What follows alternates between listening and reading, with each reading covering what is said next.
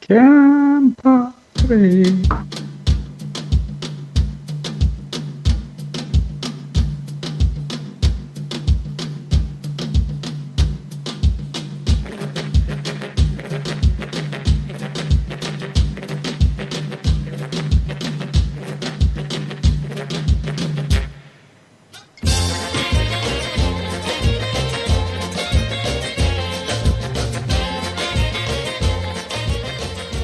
Greetings, everybody, and welcome to Soccer Over There. I'm going to exchange that. I'm going to say good evening to you, because I've been listening to the Books on Tape with Dick Cavett, and apparently Dick Cavett, the all-time legendary interviewer, said that whenever you do a show, you should never say, hello, everyone, or how are you? It's always you. So how are you this evening, if you are out there and watching us? And I hope I have my Campari Spritz ready to go. And John, what do you have? You have your Mountain Dew? Oh, no. That was this morning. Had my 1 cup of Mountain Dew this morning. It is the Diet Dr. Pepper train. Oh, my. Thrill a minute. There we go. And, thanks, physician's assistant, for running smack on me. My body mass index. Oh, my goodness. So what do we have? We have extra fine standard deluxe lager of the Wild Heaven. That is such a fantastic brewery. Nick Purdy, who is the godfather of that place, has just done a magnificent job with that. Finally got to try the peach emergency drinking beer yesterday. Very, very good. So tasty. Such a good beer. Yes. Such a good. Might have one for hour number 2 tonight. We'll see. Yeah. Anytime anyone comes in town, I always hook them up with the emergency drinking beer, and I think that's the greatest gimmick of any beer company ever, to have the emergency drinking beer on standby. It was a pretty wild weekend. I will go ahead and start off these shenanigans with Mr. Weston McKennie and his debut for Juventus, and also Mr. Make sure we get it right, Mr. Pirlo. In his intro, I was very impressed. I think we all know my substantial hatred for the team in black and white, but I have to say that it was a team that they came out, they started off with a 3-5-2. McKennie started, which absolutely blew my mind.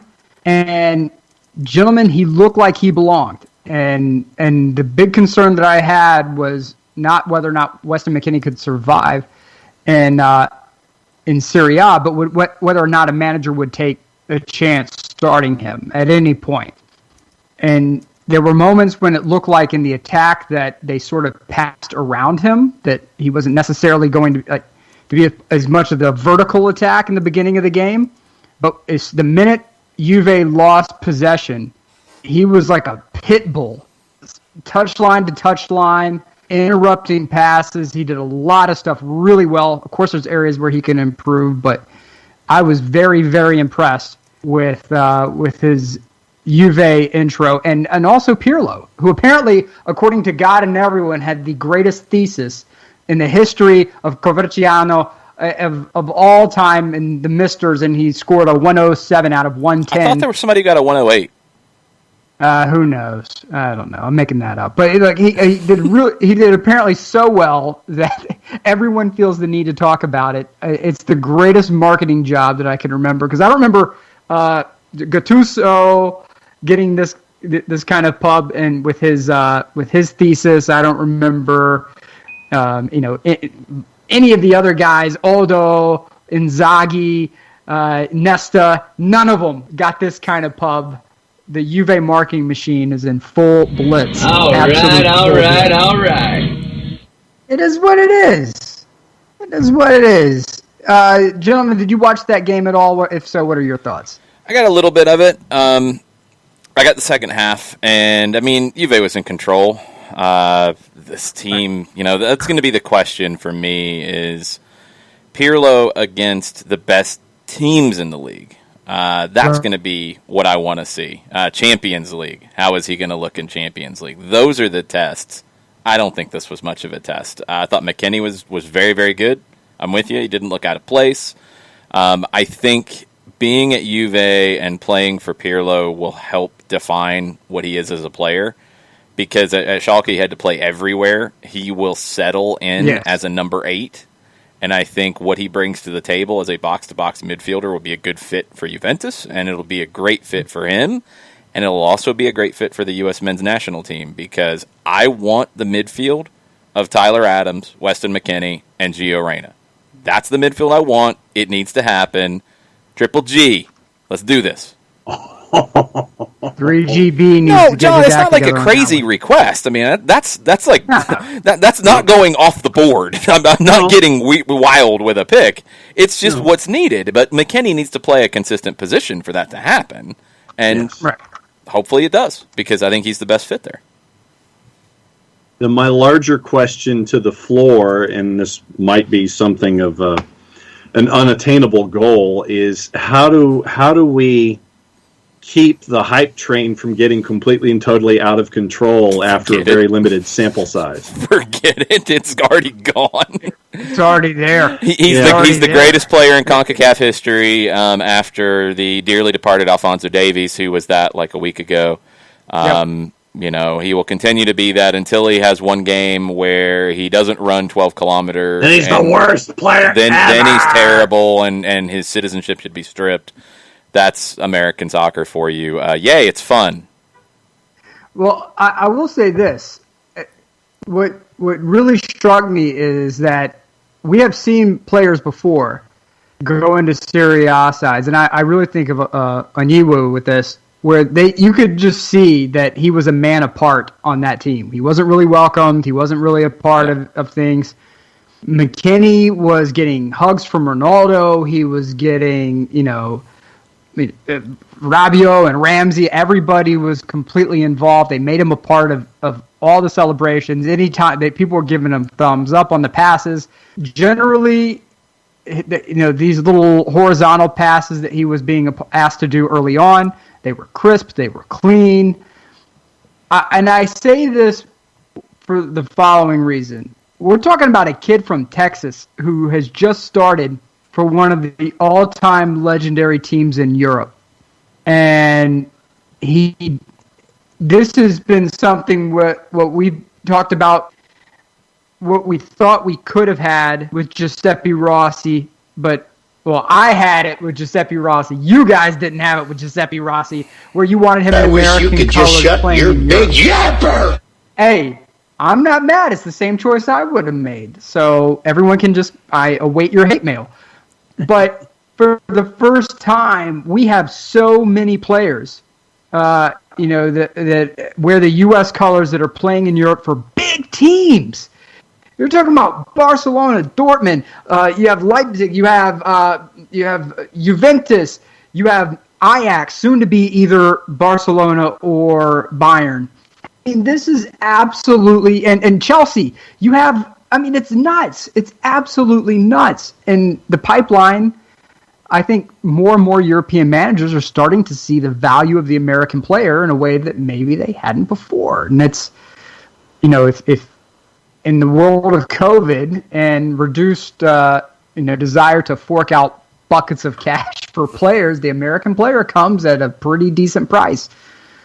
I feel like we need to start doing the ad campaign. Uh-oh. Question from the Twitch pitch.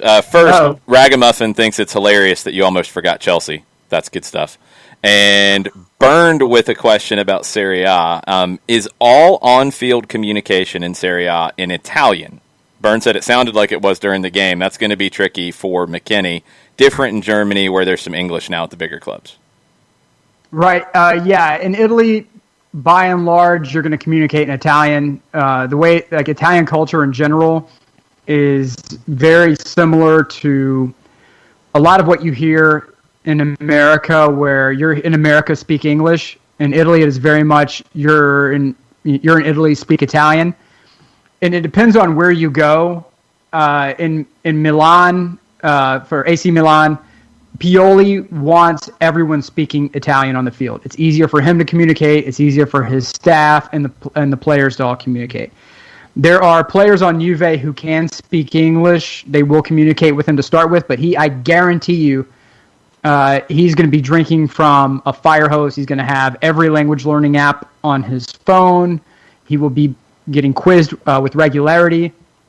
So, he's going to be having to pick up Italian very quickly.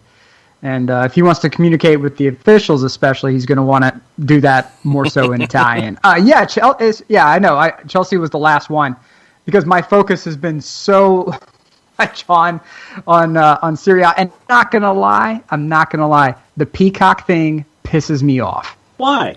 It pisses me off because I'm not spending another $5 on another stupid app. I'm not doing it. I pay for Fanatis, which is beautiful. How much coverage do you get with Fanatis? Everything, almost. Mm-hmm. Not quite, but almost. You get La Liga, you get Argentina, Uruguay, you get some Colombia, Ecuador, you get Copa Libertadores, you get Liga Sudamericana. I mean, I'm sure you get like the the Farmers Federation Cup of Fourth Division, junior don't teams. Don't talk like that about the Turkish Super League. I'm just telling you get all of friends. Yes, you get friends. Friends. With ESPN, you have tons of value there as well. Everything from basketball, college football, a ton of different leagues. There's a ton of value there. With Peacock, I'm getting what? Premier League. NBC. I mean, Peacock actually has some really good programming outside of the Premier League itself. I mean, I've actually started watching the Dale Earnhardt Jr. Lost Speedway series. I have not seen that. Right. Ragamuffin makes a good point, though, about this weekend. You had Tour de France, you had the U.S. Open, you had Stanley Cup, you had Sunday Night Football, you had the EPL on the same weekend. Yeah. So stuff had to get all in the bumped. same rights holder. I'm one of those people that I watch the highlights of the Tour de France where the idiot biker cop stops in the middle and there's a 42, Huffy pileup. Yes. Yeah. Uh-oh. And that's what I watch for. Friends. To me, the Tour de France is like baseball. Let them juice. Just let them juice. They're climbing mountains. They're up in the Alps section. Yeah, it's like 6 hours of this. And if it's 6 hours of this, let them juice. I don't care. Bring back Floyd Landis. Bring back Lance. And just say, juice to the hills, boys. Have fun. Outside of that, I don't care. How do you know that they're allegedly not doing that now?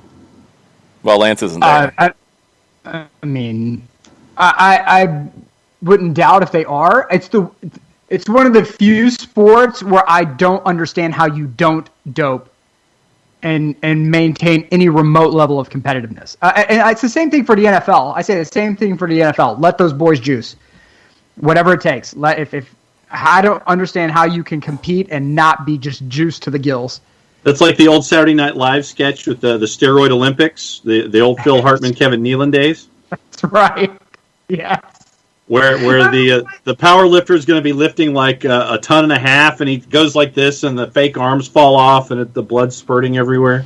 That's right. That's what you need. I mean, I'm just saying.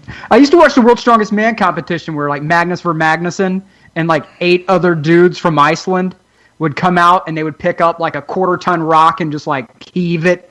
And that to me that's next level fun stuff. Let those boys juice. That to me is a walking hernia operation. Oh God, I can't imagine that. Those dudes were so monstrous, all of them. But the short story long, and we're going off the rails already. I'm sorry. Stanley Cup. I used to watch hockey religiously. I finally had a local team with the Thrashers. Before that, I watched the Dallas Stars, and it just. When the Thrashers left, I just kind of said, okay, I'm done with NHL. I know it's terrible. No, I'm with you. I'm right there with you on that. You got me invested, and then you ripped it away. And I get it that Phillips, now State Farm Insurance Company, insert here name, stadium was an away game pretty much all the time. I get it, but I miss Blue Land. But you don't. But you're not going to drop the $5 a month for Peacock. I will at some point because I'm stupid. At some point, I'm going to do it. I'm gonna have to. But I will have to choose which other app I'm going to drop. Because HBO, I'm debating going back to HBO because they have some great stuff with HBO Max. Is HBO Max officially working now? Yeah, there's that. But Fanatis, you will have to take from my cold, dead hands. Yeah. There's no way in the world. That's non-negotiable. Yeah.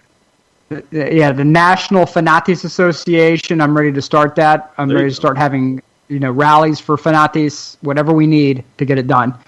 ESPN Plus is just an amazing value. All the 30 for 30s.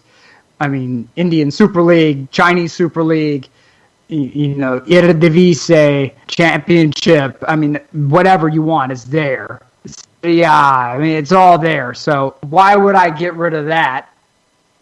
And then I got to have YouTube TV on top of that. I have YouTube TV. I don't have that. I've got cable. Yeah, I went with the in between. I went AT&T TV because they're getting rid of Uverse slowly. So I went with their streaming service, which is it kind of feels like an in between. It's really good. I like it. They have Teisei on there, which I like. Oh wow! Which I already had with Fanatis, but it's just a little nice bonus there. So it's been good. Do they have Univision? Oh yeah. Yeah, no, they got everything that Uverse had. Teisei was an addition that they had that they did not have on Uverse before. It's based on Android TV, so I was able to use the Peacock app. I didn't have to try to, figure out a way around it to use it on my Fire TV. Right. So I was able to use it on the AT&T TV, which was great. So it's been good. I'm about a week in, and I am digging it so far. All right. We got a little bit of this. I also dumped cash to DTV.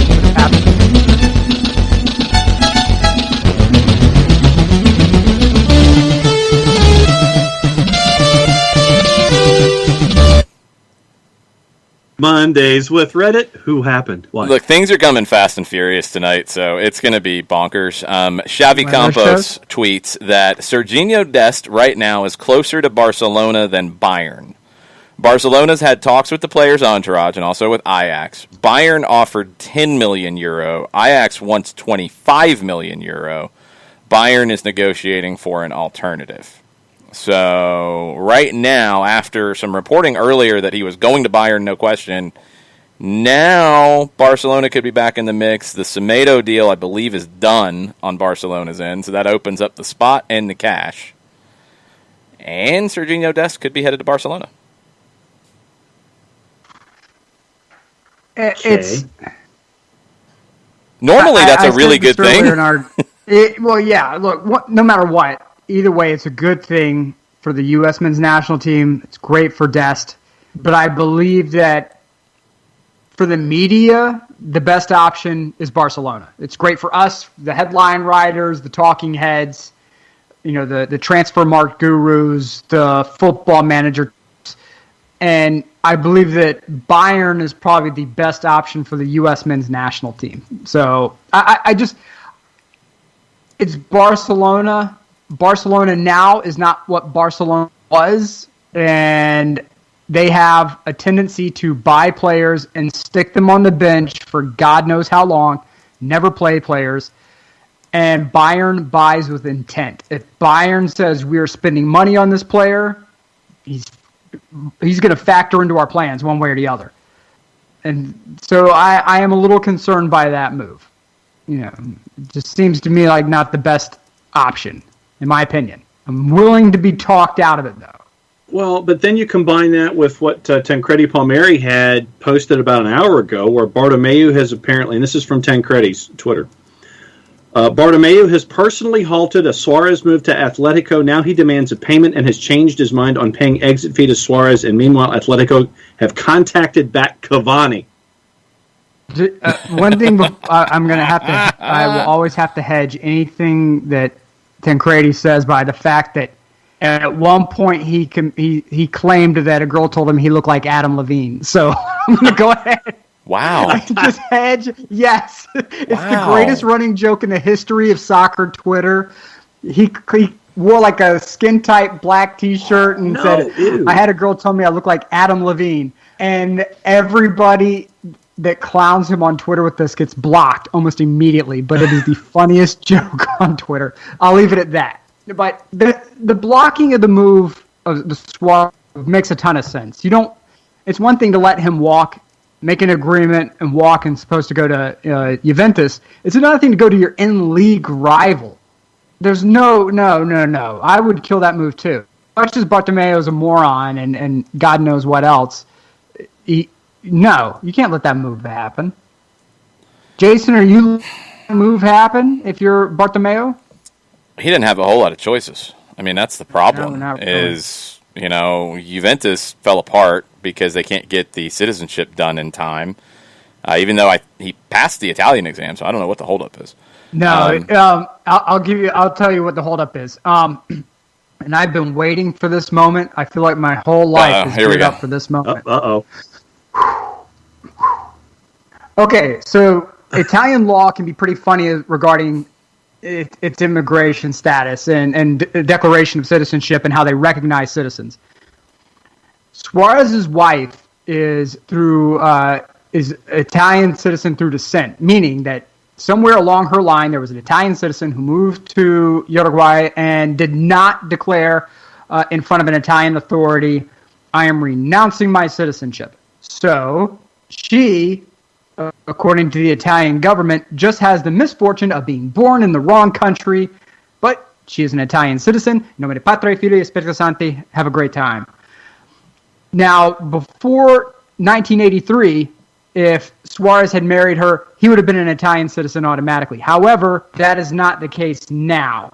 Now, through jure matrimoni, you have to go and pass a language test at an intermediate level in order to get citizenship. But it's not through the federal government. So it's not like you go to Rome and file your citizenship paperwork. You go through the commune or the town where the original ancestor came from. So like for me, when I get this done, I'm going to be going through Giari, not Siracusa. So Giari is a very small town on the slopes of Mount Etna. Hello, all of my people out there. But that's what you have to deal with. Now, in Italy, you have the month of August, which is vacation month. Everyone's gone. Don't try to get anything done. If you travel to Italy, try to avoid going in August because most of the favorite things that you're going to want to see, things you're going to want to do, great restaurants will all be shut down because everyone's on vacation. Then back that up with you had a COVID spike in some towns, and you had a vote, a referendum on the reduction of the size of Italian parliament from 900 to 600 members. Oh. So the communes have to process all of this stuff, which means that even if he passed his test, he still won't get recognized because citizenship stuff goes to the very bottom of this list of stuff that on their order of operations, action item list, whatever you want to call it. So this is why it all factors back into soccer in that he passed his exam, but he won't qualify as an Italian citizen and be able to play for Juve because they've reached, I guess, their max of non-European players. Yeah. It will take time. So that right there, ladies and gentlemen, is the shortest, briefest rundown of Italian citizenship laws that you're going to get on any soccer show in the United States of America. You are welcome. Hello! It's almost like the filibuster on Parks and Rec. Like that's you could do a full filibuster on Italian citizenship laws because I promise you I only gave you like the tip of the iceberg. There's so much more that goes into it. So there you go. Any questions for you Italian folk out there who are interested in gaining Italian dual citizenship? Please feel free to hit me up and I can walk you through it.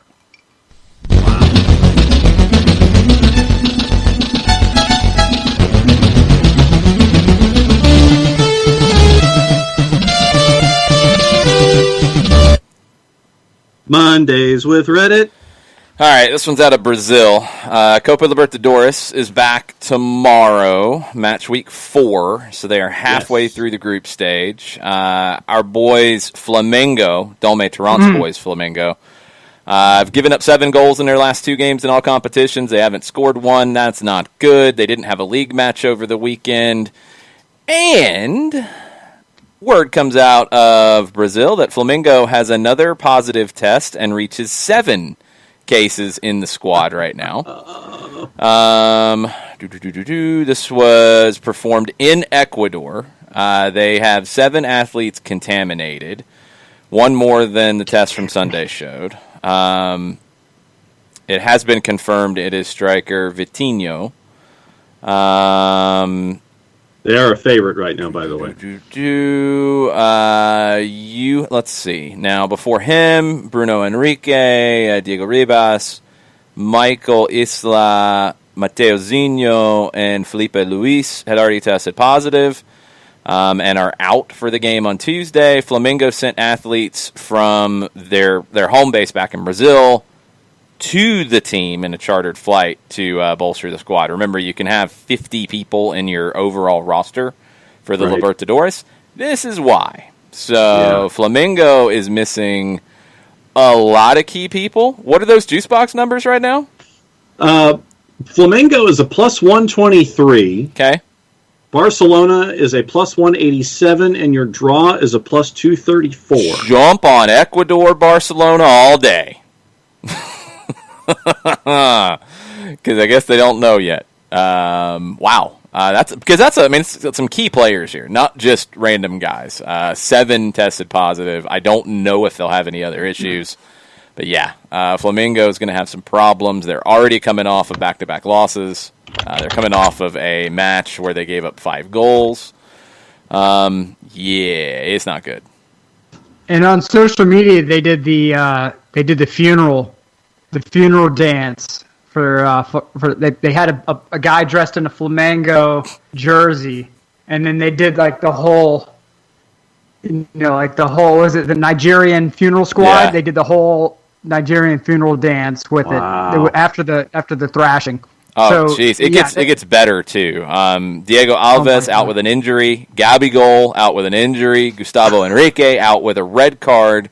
Damn. They're bringing 4 players from the youth squad to replace the infected ones. The team couldn't practice on Sunday because of the ashes of a volcanic eruption in Ecuador. So, yeah. God doesn't want you to play this game. No. They don't want Flamengo to win. Boys from Binacional have not DM'd me back yet on Facebook about gear either. They have a very small squad, John. Be nice to our boys from Binacional. They had a rough week last week. Oh. They're very busy. They're playing multiple games a week. I mean, there's probably like 1 person there.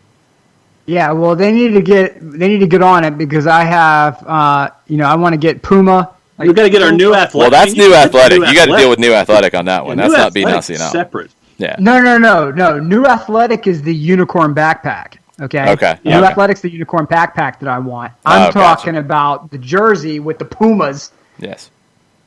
On their hind legs, ready to defend the honor. With their steroided selves. Yeah, of Binacional. That's what I'm looking for. A couple of questions about Copa Libertadores and where it stands right now.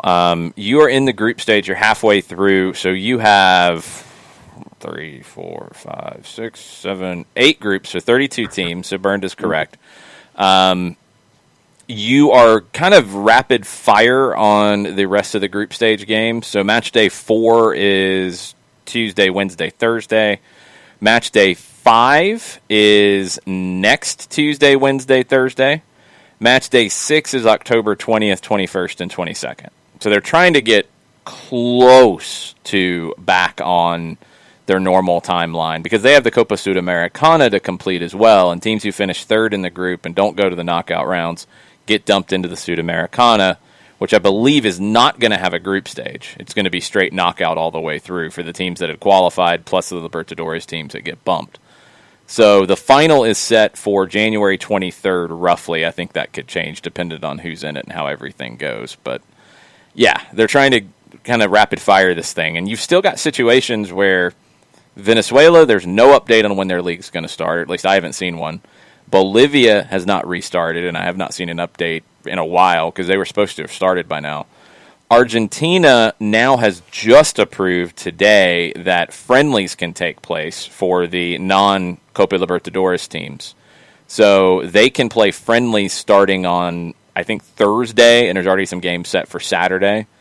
Looks like, according to the president of Lanús in a radio interview, that they will start this like Copa. It's like a mini league. They're going to start that in the second or third week of October and play that through the rest of this year. The league will move to a calendar year league, and it'll start in January, late January, right in the middle of the summer in Argentina. So it's wild. I mean, the Argentine teams last week did a whole lot better than anybody expected. It wasn't just me and Mataflo who were negative about it. I mean, you looked at the odds, you looked at anything, and there's no way they can compete because they haven't played. The Venezuelan teams as well. The Venezuelan teams won. Both their teams won. One on the road at Independiente Medellin. Caracas won that one. Racing, our boy Becasese, he lost. That was sad. They had a red card. They had like 2 minutes where it all fell apart against Nacional. Defensa looked like beasts against Delfín. They won 3-0. River had a good draw on the road in Brazil against Sao Paulo. Boca, after all of the drama, got a 2-0 comfortable win against Libertad. And then Tigre's the second division team that there's no expectations for, and they lost 4-1. They did score first against Guarani, and that's an accomplishment for our little Tigre squad. But, yeah, they're not expected to be anything. Alianza Lima and Racing is off the board on Wednesday. Okay. Alianza Lima's been bad. I have not seen anything about why that would be off the board. Nothing's coming up. I mean, the game's on. If Flamengo's playing with this many positives and calling in kids, well, yeah, it's on. They're going to play because you don't have time. You can't postpone stuff. Like, you have 50 people on the roster. That's why you have 50 people. You got people who can't play. They're infected. All right, bye. See ya. Everybody else tests negative multiple times. All right, cool. Let's go. That's where you're at right now. That's where you're at. The teams need this money. The CONMEBOL needs the money. The federations need the money. They're about to do World Cup qualifiers in Argentina and South America, and that's going to be madness. Madness. And it's coming. Let's see. The other matches, Nacional is a plus 125. Estudiantes Merida is a plus 225. Your draw is a plus 216. Not touching it. Tigre is a minus 182. Bolivar is a plus 451. And the draw is a plus 317. Well, I mean, it's two teams from leagues that aren't playing, and one of them's a second division team. But Bolivar gave Palmeiras a game in Bolivia, 2-1 on Wednesday, and they're going up against a second division team, and Bolivar is plus 400? 451. Yeah, I got a juice box to throw their way. Sorry, Tigre. And at what level of juice box? Are we talking ecto cooler, or are we talking like solid cherry? We're probably talking like the like tangerine. Like, I'd rather have orange, so when you throw the tangerine one in there, it's like, why? I just want an orange juice box. Now, when you say orange, do you mean like a blood orange? Do you mean... No. And Jarrett just comes out of nowhere when juice boxes start getting talked about. When I say orange, I just mean orange. I'm not getting fancy with it. This is a Copa Libertadores game between a second division Argentine team that won some ridiculous Copa Argentina to get here, and Bolivar, who hasn't played but one game since March. I'm not putting anything good on it. I'm using. Can I bet a screwdriver, because I feel like there's vodka needed for something like this? Sure. You're taking that crappy tangerine juice box and you're dumping Mr. Boston's vodka into it. That's what you're putting onto it. Oh, wow. Yeah, that's what it is. That's what that game is. That's a bad day. The next one. That's a bad morning. It's a bad morning. Yeah, it's a bad time. Then your late game, Junior is a plus 131. Independiente del Valle is a plus 200. Your draw is a plus 234. Ooh, take Independiente del Valle with that one. Yeah. I mean, Junior has come off of winning the Superliga title, the Super Cup in Colombia. What did they do last week? They won at Barcelona in Ecuador, but Independiente del Valle is a much better team. So, I like Independiente del Valle there. So let's see. Jarrett's got a screwdriver on Bolivar. No, I got the screwdriver on Bolivar. I don't know what Jarrett's putting on it. Okay. Well, I have different rankings than Jason does in terms of the quality of juice boxes. In fact, you might as well have just loaded all of the power rankings into a shotgun and fired them at a 1 through 10 ranking. We are opposed in our juice box rankings. So it's a little more difficult for me to qualify it against what Jason says, just because we disagree on what's good and what's not, and that's okay. Yeah, it's true. Thad Dooley's saying we should put a grape What's drink on important it. is that the Libertadores is back, and the stupidity that follows with it, including watching a team in 2 minutes do a really good Montreal Impact impression. It happens on a regular basis, and you get yellow cards 30 seconds into matches. It's the Libertadores, and it's amazing. Sir. It's amazing. What else we got on the? There's a couple other late night games tomorrow. Not late night, 8:30s. Just those 4. Everybody else is on Wednesday. No. Could you That's not imagine true. giving Chris Penso a Libertadores game? Oh God, he wouldn't survive. Liga de Quito is hosting poorly. Sao Paulo tomorrow night. Binacional is hosting River tomorrow night. Wednesday, you've got Tito Villalba's Libertad going to Venezuela to face Caracas. You've got Paranaense hosting Colo Colo and Carlos Carmona. You've got, which is one of the best games in the round this time out, is Defensa hosting Olimpia from Paraguay. That's second and third. Olympia's in second in the group. Defensa's in third.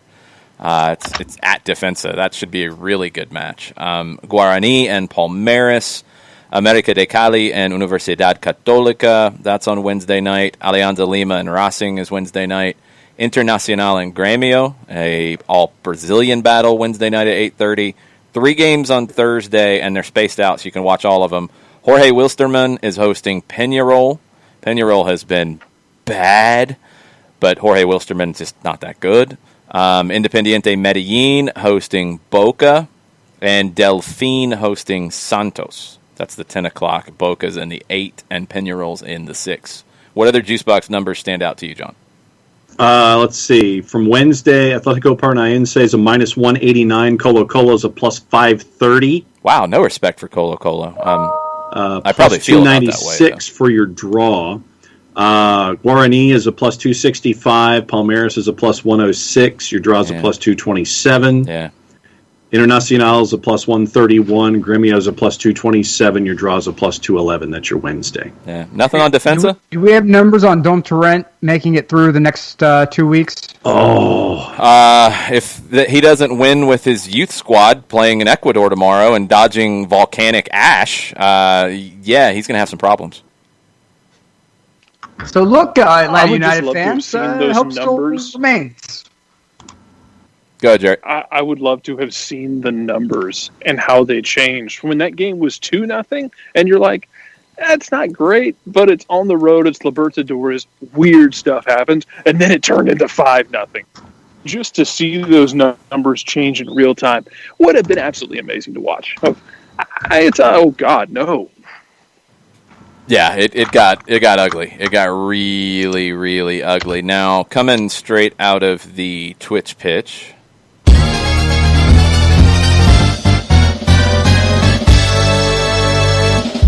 Somebody decided to go street racing down the street right as I hit that button, which is amazing There you timing. go. That's incredible. Was that the final lap from Mario from the SNES? Mario Kart 64, the race starting. 64. Yeah. Bernd tells us, generation off. in addition to Libertadores going on, you have the qualifying for UEFA Champions League, and Maccabi Tel Aviv is playing Red Bull Salzburg tomorrow. 13 positives as of the weekend for Maccabi Tel Aviv. And the Israeli authorities will let all the players play who have a negative test today. So if you test negative today, you get to play. Jesse Marsh not exactly happy with the situation. That'd be a nope. Again, I'm going to stress something that I've said consistently, and so far it's held up. And this sucks. Like, all of it sucks. All of dealing with all of this sucks. You have not had any positive transmissions through games, period, ever, in any sport so far. It hasn't happened. It's more danger to the team that they're on.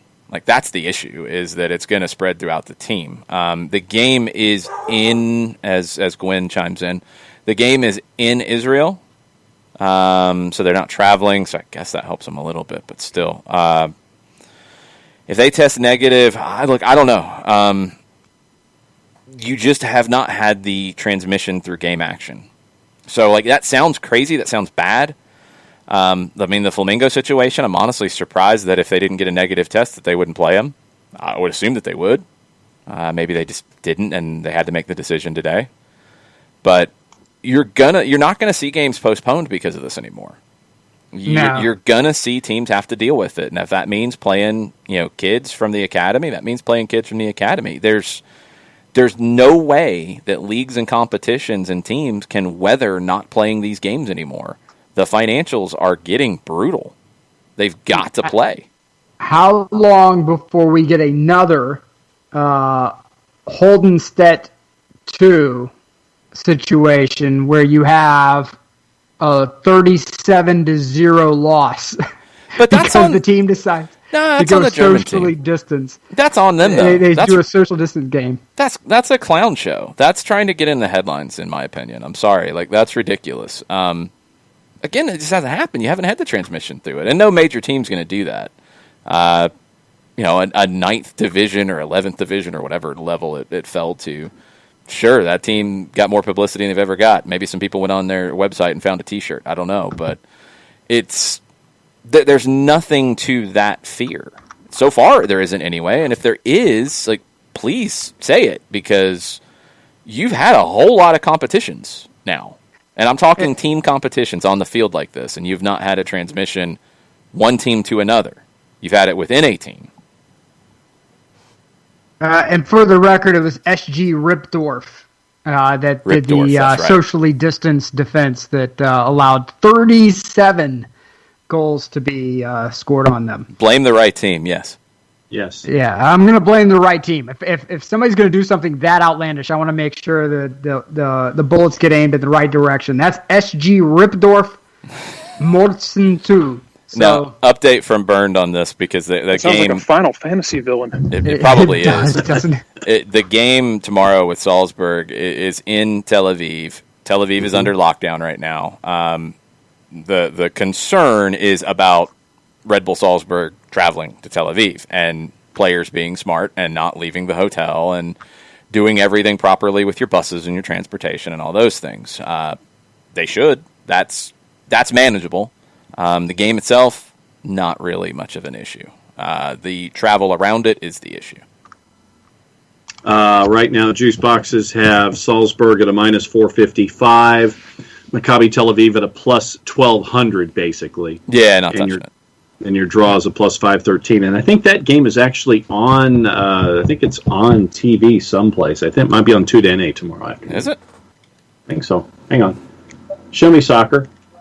There we go. You're going to talk to your remote on us right now, and you're going to say, show me soccer? You're going to get as vague as possible? Well, because... I already got it. It's on 2NA. All the matchups across the board. It's on 2NA, John. So it's on 2NA at 3 o'clock. Yes. Pre-game at 2:30. You can watch Krasnodar and PAOK on Galavision if you want. It is good to see CBS All Access in the mix now, because I was wondering why they weren't before. With these play-in games, at least LiveSoccerTV.com has Slavia Prague and Midtjylland in CBS All Access at 3 o'clock as well. They have a Poppy Miller it's sighting. another app I got to buy. Well, I already had that one for NWSL and for Champions League. Yeah. And it looks like, at least according to LiveSoccerTV.com, that the Tel Aviv-Salzburg game is in English on CBS All Access. Krasnodar is a plus 106. PAOK is a plus 270. Your draw is a plus 229. Slavia Prague's a minus 130. Midtjylland is a plus 370, and your draw is a plus 259. Okay. I'll throw an Ecto Cooler at PAOK. Are you just bored? Throw an Ecto Cooler out there. Scared money don't make money. Okay, that's true. I need to find out where some of these games in South America are, because I'm very disappointed with John's Juice Box procuring Blame that odds left portal. a bunch of games out. I am chasing the odds for those other games, and every place I'm going, they're not giving me numbers. Very disappointed. That's some garbage. Copa Libertadores odds. You didn't tell your computer to do that one for you?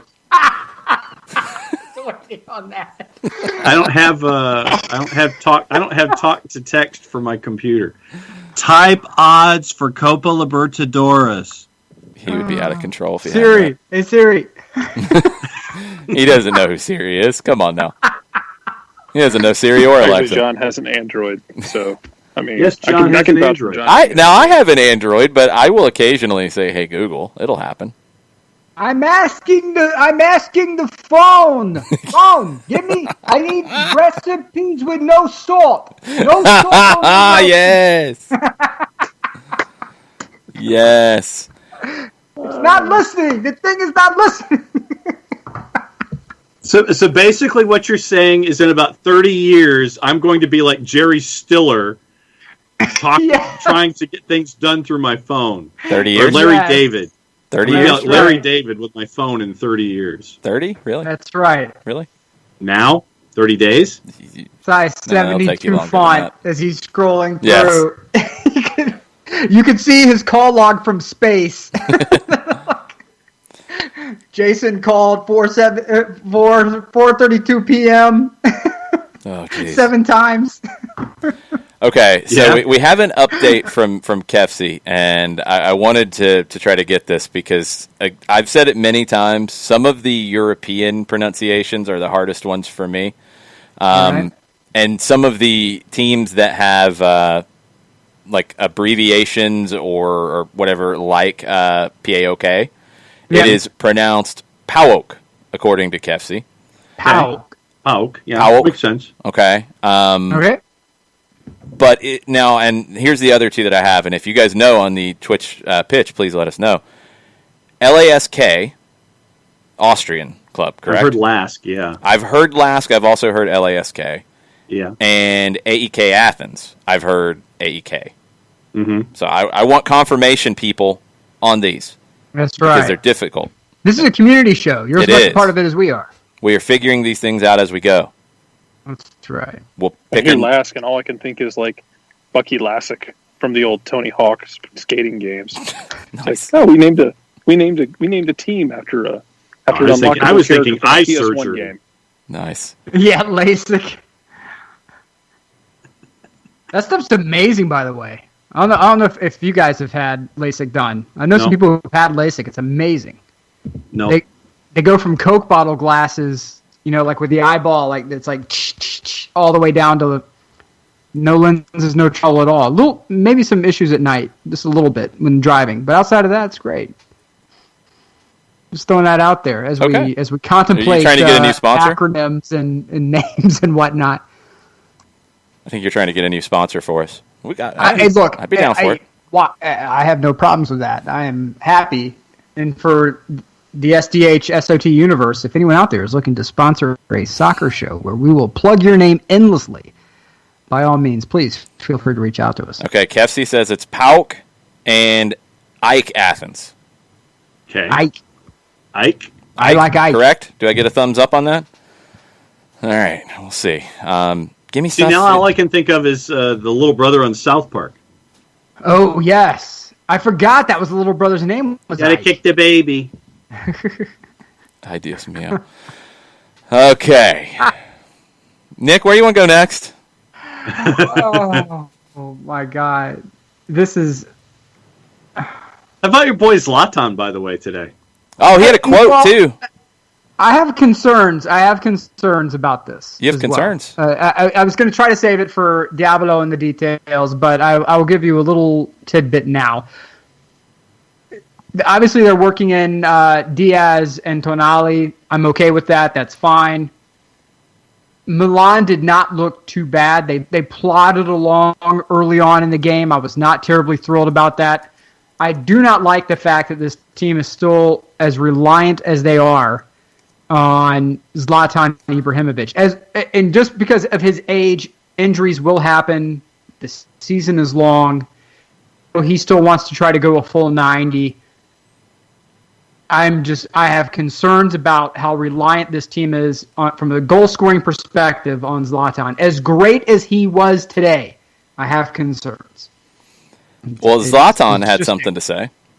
I'm sure you did. This was on Sky Italia after the match. If I was 20, I would have scored 4 tonight. But I'm 39, no, 38, so I only got 2. I don't put that much stock in. And look, it counts to the score line. 3 points on the board. I'm happy. But when people talk about a style of play and excitement over a win, if a penalty is involved in this, I'm happy the goal was there. But at the same time, I don't really chalk that up to anything spectacular. It's a penalty. It happened. You converted it. You are a forward in a prime league. That's something you should do. But, to say, well, Zlatan would have scored 4 if Zlatan was 20. Zlatan is only 38. No. I just... He's earned the right to talk trash, but I don't... For me, and looking at this from a risk perspective, having a 38-year-old focal point of your offense is terrifying. So, Juve looked infinitely better than Milan did today. Juve looked like they had been playing for almost a full 2 months earlier than Milan did. So, I have no doubts in Pioli. I think Pioli's going to be A-okay. I think Milan will be fine, especially once they work Tonali and Diaz in. But, Rebic had a couple of opportunities, didn't convert. That's beneficial, but I want to see them bring in a little more attacking talent, if humanly possible, if finances allow. Well, I got something for you then. Did I walk right into something? You did. Get French Football News has an update on Milan possibly looking at a player. Give me that. There's been a lot of talk about a player heading to Barcelona from Lyon. You know who that is? Memphis Depay. Sources contacted by Get French Football News affirm that Lyon has had no active negotiations with Barcelona, and the player hasn't been in talks with him either. Now, the local Lyon outlet, Les Progrès, I guess is probably the best way to say this, they are saying that offers have arrived of varying degrees of seriousness from both Milan and Inter. Memphis Depay, Nick. You get Nick thinking. All right, well, give me. Do we have a discussion of valuation?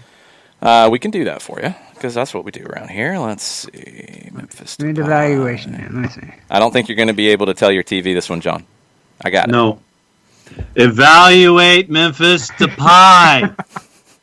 $48.4 million is the last valuation. That is slightly down. 15 to 20.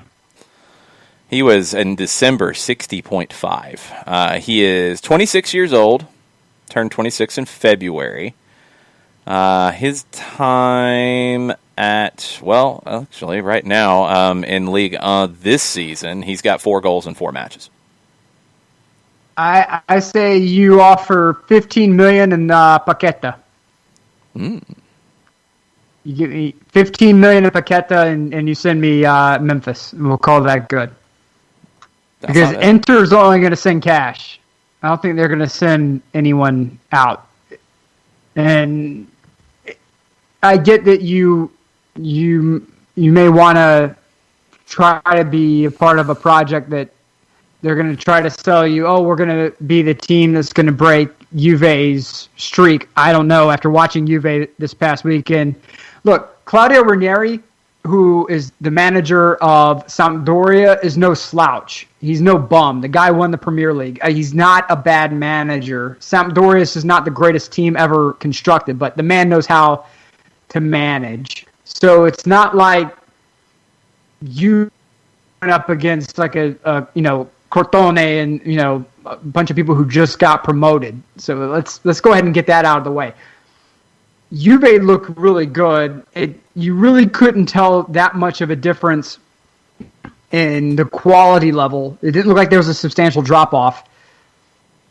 this is a team that could easily repeat and keep that streak going. With Milan, you're coming in, you're going to be a part of building something, try to get them to the Champions League. You have two cases being presented before you. The difference is that Inter, you are not guaranteed playing time. You could be on the bench sitting there doing nothing. With Milan, you are almost guaranteed playing time. Almost guaranteed. So I'm very much a realist. There are a lot of Milanistas out there who are throwing out, we're going to second in the table. No, we're not going to be second in the table. But we have to be realistic here and say that if you ship Paqueta 15 to 20 mil out the door, you bring in Memphis, add him to the attack. I think that is pretty good. You add him, that's a pretty good deal. We've got some updates from the Twitch pitch. All right, let's go. Our Austrian club in question is pronounced like Lusk, not Lask, or not Lask. Lusk. Lusk. Okay. That's how they pronounce it in right. Austria. Now, we weren't crazy, and Byrne says that there are other Austrian teams where they just spell out the letters.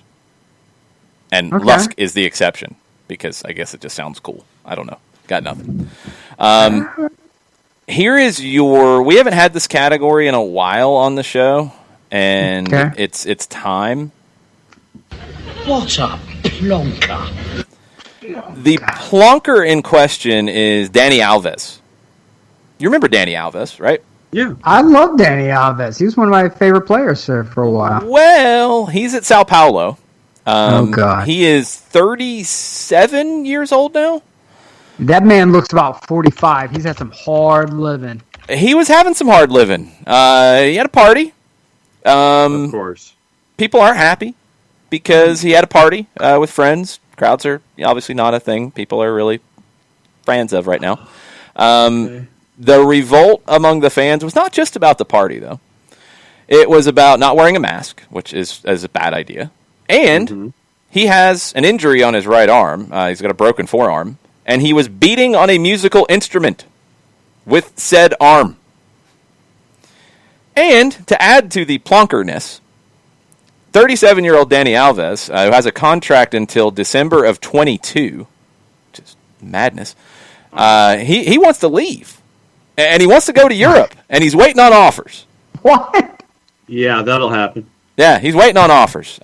Keep waiting there, bud. Uh-huh.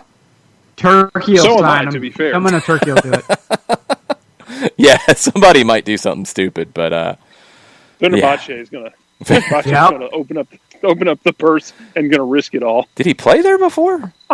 I kind of I think want he to say did. he did. I feel like every great European player, every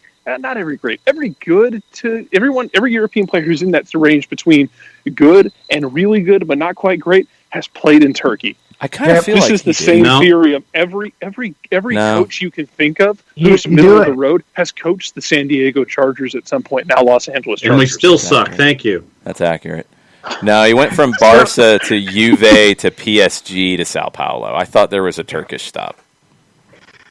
What's wild is that there was a moment where he was one of the most electric players on earth. Mm-hmm. Racing out of the back, he was just as dangerous as any forward you had on the field. That's what made him one of my favorite players because you just couldn't stop him. I mean, he was all over the place. So but this whole thing with Alves, I didn't get the whole story in the first article. So this was last week when they played Liga de Quito in Libertadores. Mm-hmm. So he was injured and couldn't play. Recovering from a fractured right arm, he wasn't in the squad. He posted a video outside of the stadium, I guess, with friends playing percussion instruments with his injured arm. And the fans were not happy with this at all. Yeah. And now he wants to leave. that's a flonker award. He's He definitely wants a flonker. out? Yeah, He wants to wants play to because he leave. thinks he can play in Europe. Oh, boy. I just Would a team in the UAE even take a flyer on Dani Alves? that's Oh, what yeah, I'm they would. thinking. No, they would. Yes. There's somebody in Saudi Arabia or the UAE who would take him for sure. Al Nasser might That is because they're signing stupid everybody money. else. Al Nasser might take the four of us right now. They're taking everybody. Look at this. Hold up. Look at this right now. Look what John's holding up. This thing is absurd. Oh God, it's so beautiful. God, this is Old Town Road in the Saudi Arabian area. That's amazing. Oh my God, it's like a galaxy horse. I still thought it was a unicorn the first time I saw it. 2 It's ears, like if- it's a stallion. Yeah. It's like if Jackson Pollock decided to paint a galaxy horse on the front of a soccer jersey. That's what you're getting. Al Nasser's Well, to be third fair, kit. Have you ever seen that much flex and swagger in a reveal video as the one that PT got? Oh, No. yeah, the next guy they signed after that. Yeah, people wanted to trash that video. I saw some. I love Why are you that. trashing? I saw it? some This is international amazing. folks like talking about announcement videos, trashing it. I thought it was great. Great. Hey, you Like, want if to run? You want to trash run that area of smack? the world? You want to trash that area of the world for like human rights stuff? That's fine. I mean, but if yeah. you're going to trash them on the grounds Justified. of that video was just too much. No, that video was amazing. Yeah, That video had just enough self-aware, over-the-top insanity to just be perfect. Now, Katie Weaver's got it figured out. Danny Alves is not going to go to Europe. No. He's taken up drumming, right? Yeah. There's an owner, part owner in MLS who likes to drum on occasion. Oh Lord. You know where I'm talking about. Do I? Do I know? All right. Danny God. Alves to Austin Now, FC. That is more of a Los Angeles Galaxy ill-advised move, but okay, I'll buy it. I mean, they'll play drums. It'll be fun. I'm shocked we're letting any Brazilian players of high stature in the league after the Denilson debacle. That was the worst. Yeah, That some of the My God, talk that was a disaster. trying to trash Pity Martinez's time in Atlanta and saying he was the worst designated player ever. I responded to this one.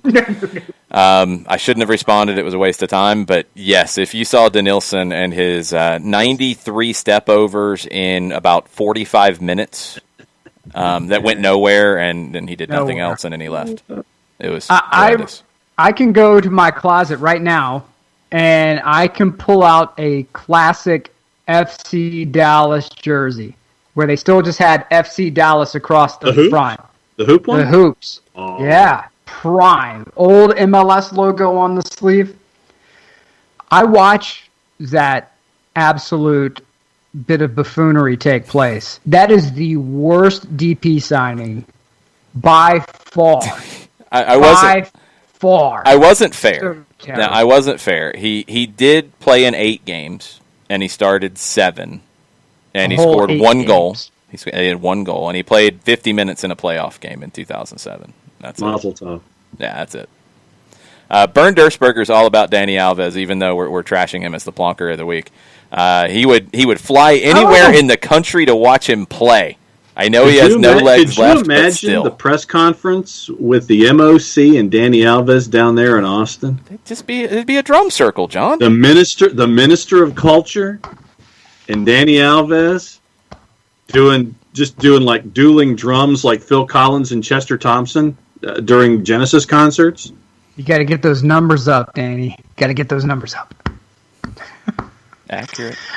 I agree with you, Bern. I agree with you. He was one of my favorite defensive players. Team defense. He would just take off out of the back. He was just as dangerous as any forward. Anytime the foot touched the ball, he was moving at 110 miles an hour. I absolutely loved watching that guy play. I just don't think he's prime Euro talent anymore. No, he's not. No. No, he's not. He's No. not at all. No. Oh, and in Champions League, in AFC Champions League today, Al Sadd and Al Nassr tied at 1. A goal in the 87th by Al Sadd was your equalizer. Let's see where Pitty's squad is. This was match day 5 of 6. Top of the group with a match to go. All right. Get what you pay for. So they will definitely go through. And they should win the group over Al Sadd. Yeah, because the match to close out the group is against the team that's in last place and with a goal difference of -9. Yeah, they should go through. Well, they will go through. They're clinched to go through, and they should They should first. win the group. Right. Good for Pitty. Yes, I'm good happy for for 50. him. I'm happy for him making that cash. Jarrett, I've got. Go ahead. Go ahead. I'd say people actually said that Pity Martinez was the worst DP signing in league history. Yeah, I had somebody in my mention say that. That's the dumbest thing. If you say that, you haven't been watching MLS for a long period of time. Mm-mm. You just started watching in the past 3 years. If you're saying you've been watching enough MLS, because we've had some clunkers, and he is like Danielson is it peak. Mm-hmm. And you're talking about a guy that won trophies, that won hardware. So, no. And if you want to at me, my DMs are open. Have fun. Just tell you that You're talking about a guy who won you trophies. Didn't just win trophies. Actively won you trophies. Right. Like scoring what ended up being the game-winning goal in the United States' oldest tournament. Right. Like... It wasn't like he was just on the field passively for 90 minutes. That is absolutely hilarious. It happened. I mean, can I go on a mini rant here? Can I go on a mini one? A short period of time. Jared, do you have a moment for me to do this? Sure, go ahead. I got 12 moments. Okay. Look, who wants to be DC United right now? Who wants Ben Olsen getting contract renewal after contract renewal and getting absolutely nothing? You had Wayne Rooney, you had Lucho, already. You got it's nothing. Dan Quinn. Yeah. Exactly. Yeah, Dan Quinn wants to be Ben Olsen right now getting those contract renewals. So for the people who are just nuking Atlanta, that's fine. Be angry. That's fine. Be angry. No one's happy with the results. Anyone who says they're happy with the results right now, I mean... Is a Charger fan. Yeah. But they wanted to create Ajax America over here in Atlanta, and it didn't work.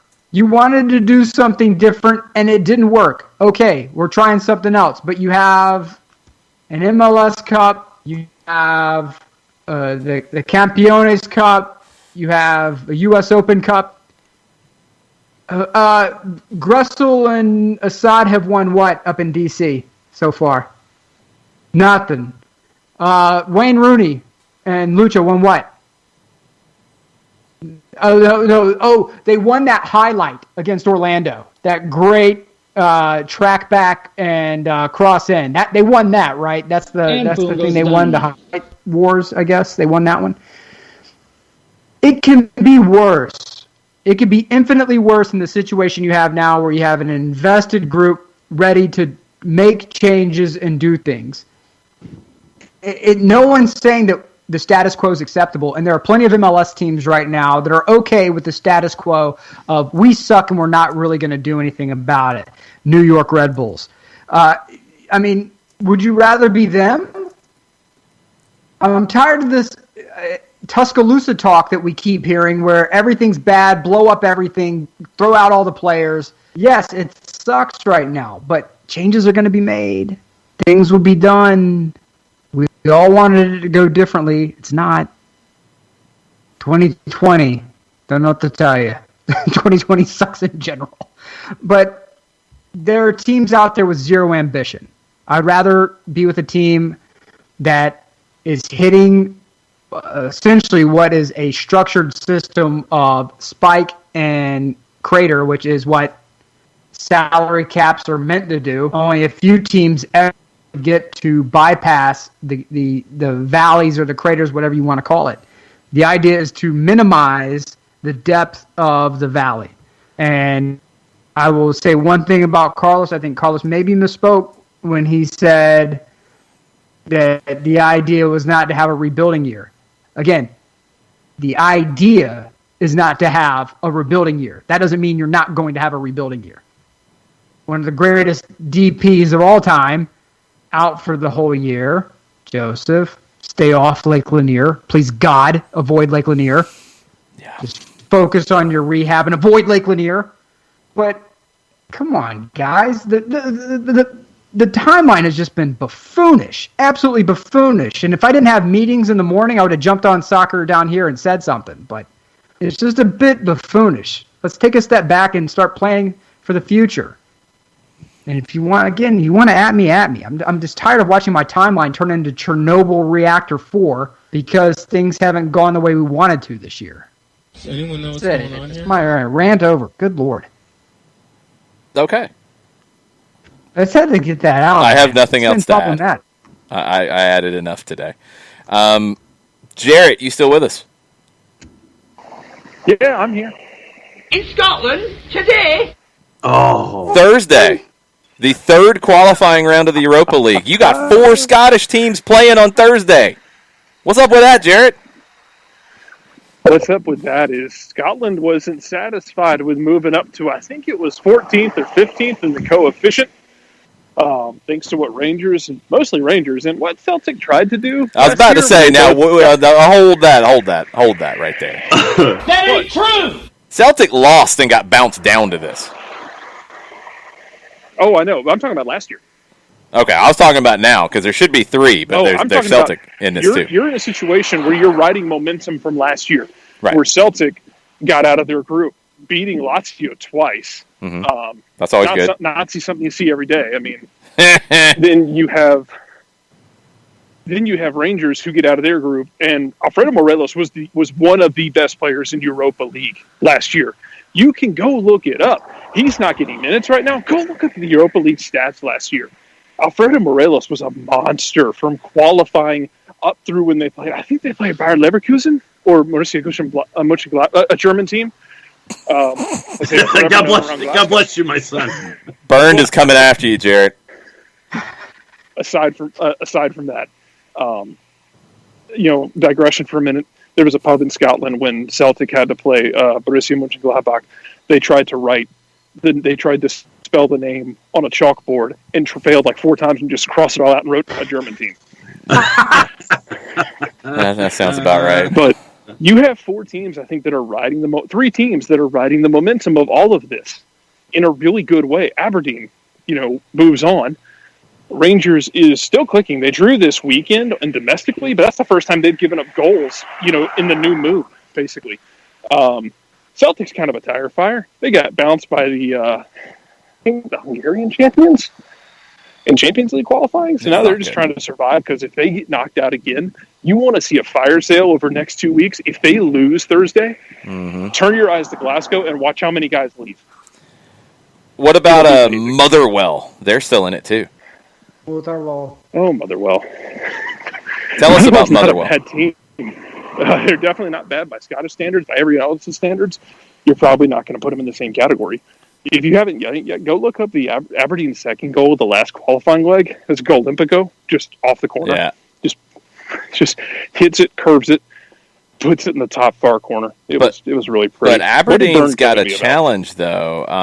McKenna was held out of the team this weekend because he's going to get sold to Nottingham Forest, it appears. $3 million. $3 million that they just have to put back into the club, because of the losses. Yeah. And that's what they said. They kind of already planned for it, so they're not going to spend it. They're going to bank it. Keep yourself afloat. Yeah, absolutely. Keep treading water in all of this. I got to cut in here. Jarrett, I'm sure you will talk about this on your Celtic Weekly update ahead of this game on Thursday, but I haven't seen this video until now. The Barcelona match this weekend, where it was the Gamper Trophy. It's like something they do before every season. They won it, and the on the TAC show here, the question, and it's situación complicada.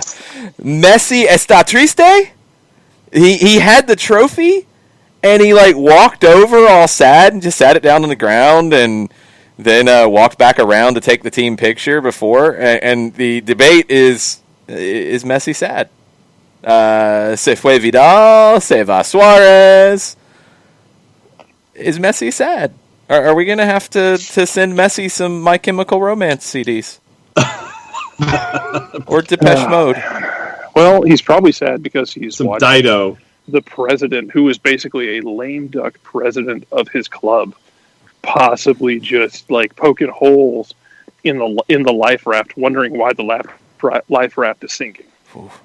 Está triste, Messi. So you have Coleman talking about digression. let me know what Byrne was coming at me about. I'm curious. Oh no, I said he was going to when you were talking about some German team. That's right. Oh no, it is just forever known as a German team because of that Glasgow pub who could not spell Borussia Mönchengladbach. And then, by the way, Mönchengladbach pumped Celtic like 4-0. So it got better. Yeah, it's true. Can we also Brendan Rodgers can't play in Europe. Just a heads up, Lester. Brendan Rodgers isn't great in Europe. I'm here to tell you right now. That man's as rigid as petrified wood. Ask the folks in Gibraltar about that one. Okay.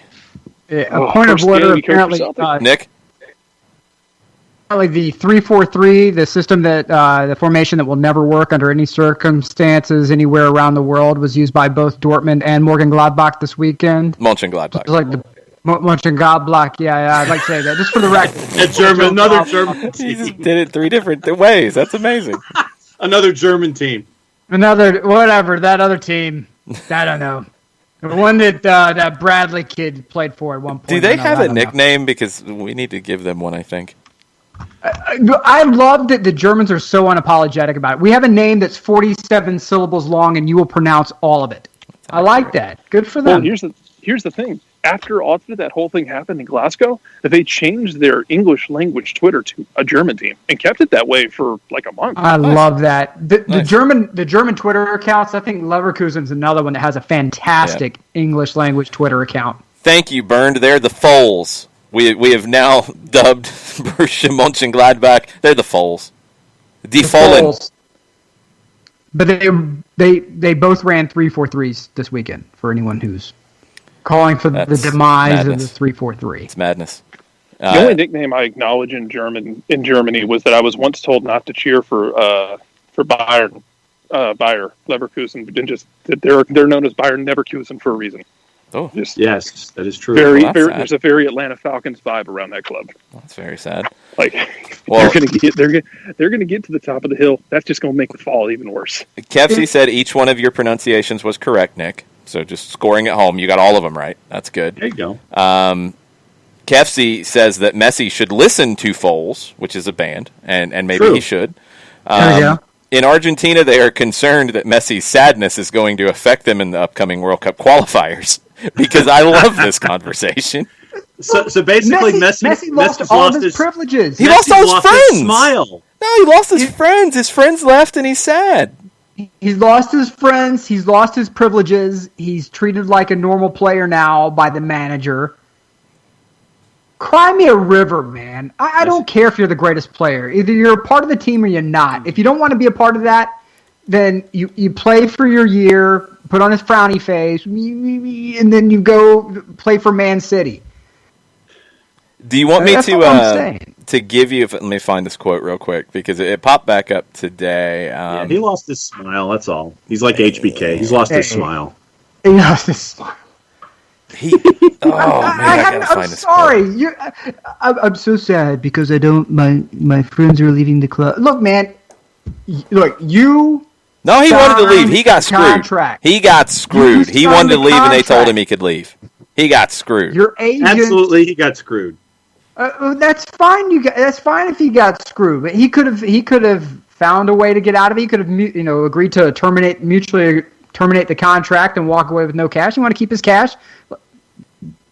I mean, play out your season and leave. I mean, he will, but he's going to be sad about it. But he cares about. He does still care about the club. He does, yes. And basically, what has happened right now is you have a president to break this analogy in half. The president of Barcelona is the captain of a crab fishing vessel. The vessel is about to run out of gas or take on water and sink. He has a choice. He can either abandon, all hope of this next one more run out for crab. It's not guaranteed at all. It's, there's a hot spot out there. We might find something. We might not. You can go get that. You're probably going to sink and you're probably going to have lots of problems. Or you can not worry so much about that right now. Get back to the docks, get fixed up, and then go out the next season. Did you have that analogy dialed up for just the right time? I'm sure he did. That's amazing. Actually, that just kind of came. That's madness. Look, I don't think this is an accident that this came out today as well. So Messi was sad and made his sadness very clear with winning the exhibition game trophy. And just so happened that former Barcelona sports director and legend Zubizarreta, former goalkeeper for the Spanish national team, came out with this quote, just randomly, of course, just completely random that it made the rounds today. Randomly. This is what Zubizarreta said. Tata Martino used to say to Messi, "I already know that if you call the president, you will get me fired. But there is no need to show that to me every day." Just randomly appeared today, of course.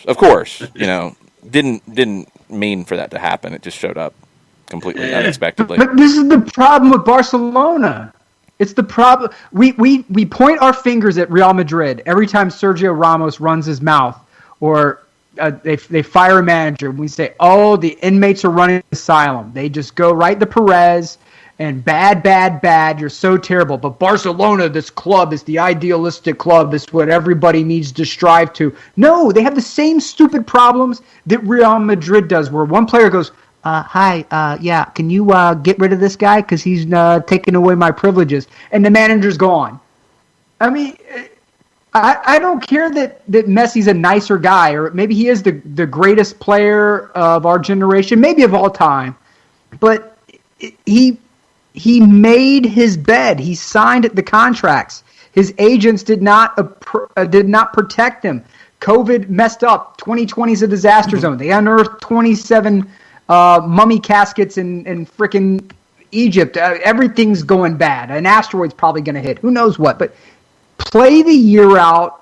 I don't care if you lost your smile or not. And don't get another manager fired because you want out anyway. And give us crap about, no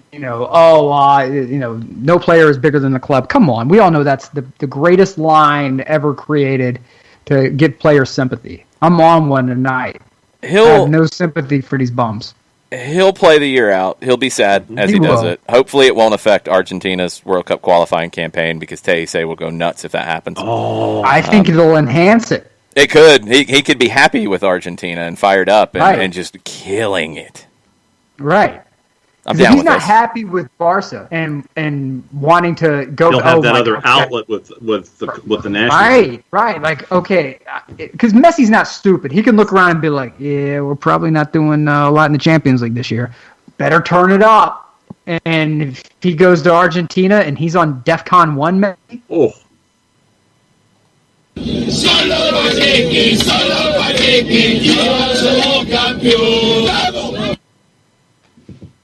You can get that T-shirt at our Teespring store. Yep.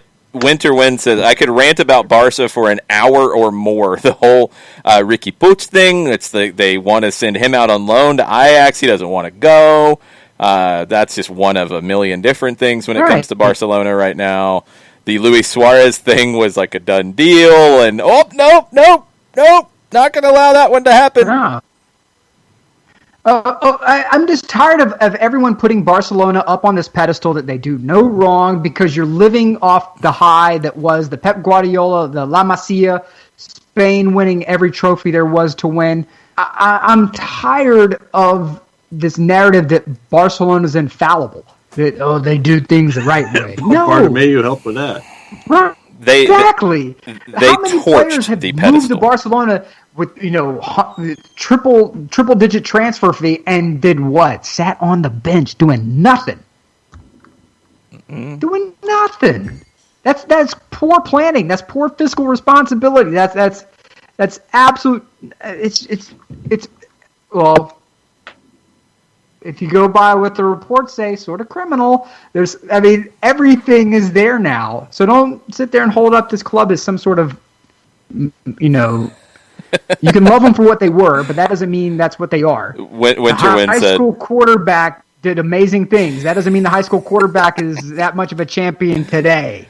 Winterwind said, "It's not like I'm a new bandwagon Barca fan. I've been a Barca fan for 30 years, and yeah, their stuff smells like everyone else's." Thank you. No, look, I'm not a hardcore fan either way here, because honestly, I try to stay somewhat neutral with it.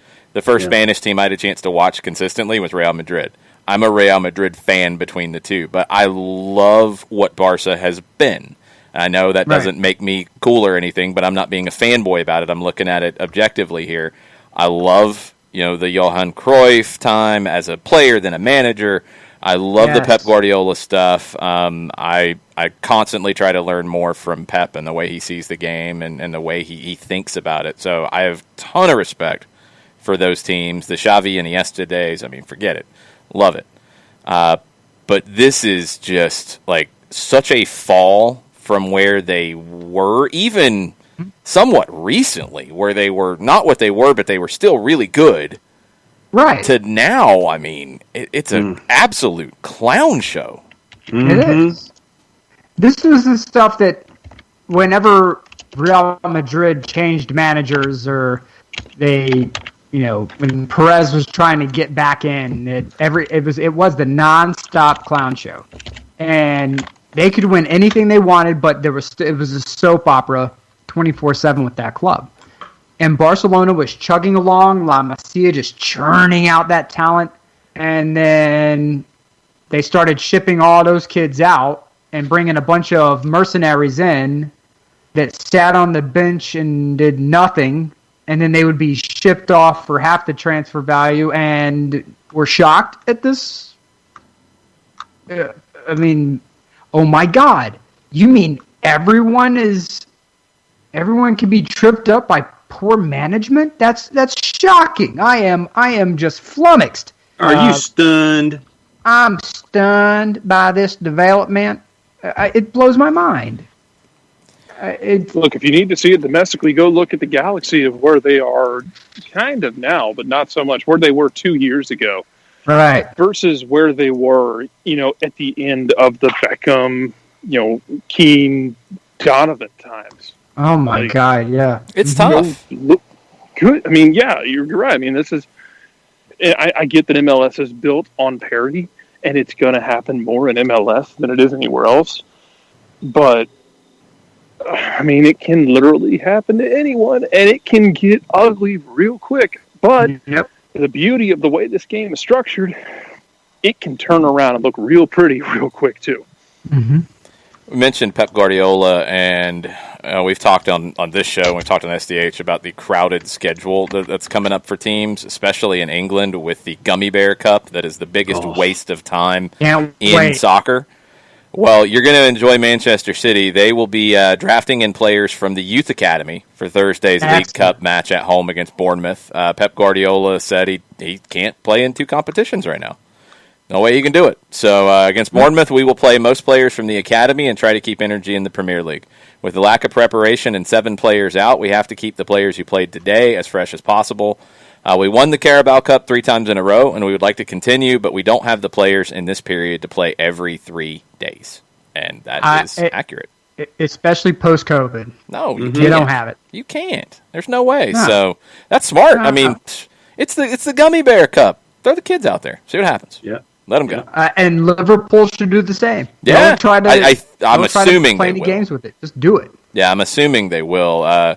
Byrne said that Pep and Klopp get it. I haven't seen a quote from Klopp yet on that, but I would assume that, they're going to do the same because any somewhat big club should do that. There's just no reason why. ESPN FC did a great write-up of Nagelsmann from Leipzig.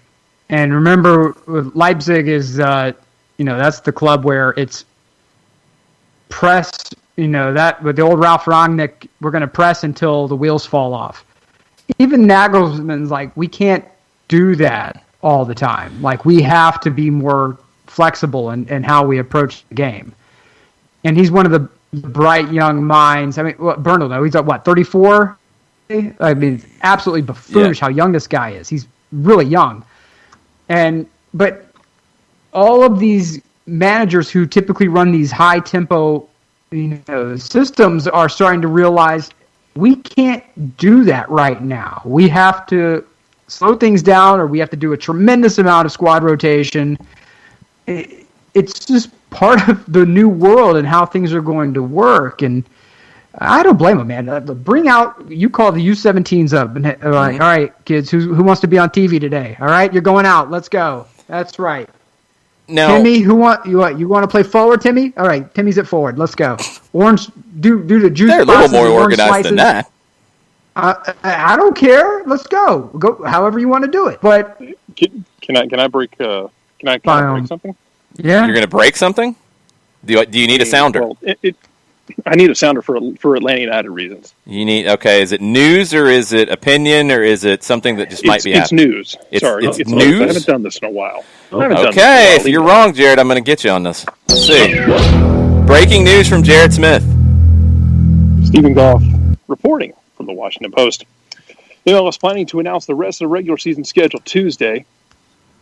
Best I'm able to piece together, DC United will start the last stretch October 3rd at home against Atlanta United. So, I like that team. I like to draw that one. That's good. There you go. Take that. Yeah. So October 3rd, according to Stephen Goff, being pieced together, it looks like Atlanta at DC. October 3rd, Atlanta still has never won at DC. Now's the time as good as any. Yeah, it feels like a good time for that to happen.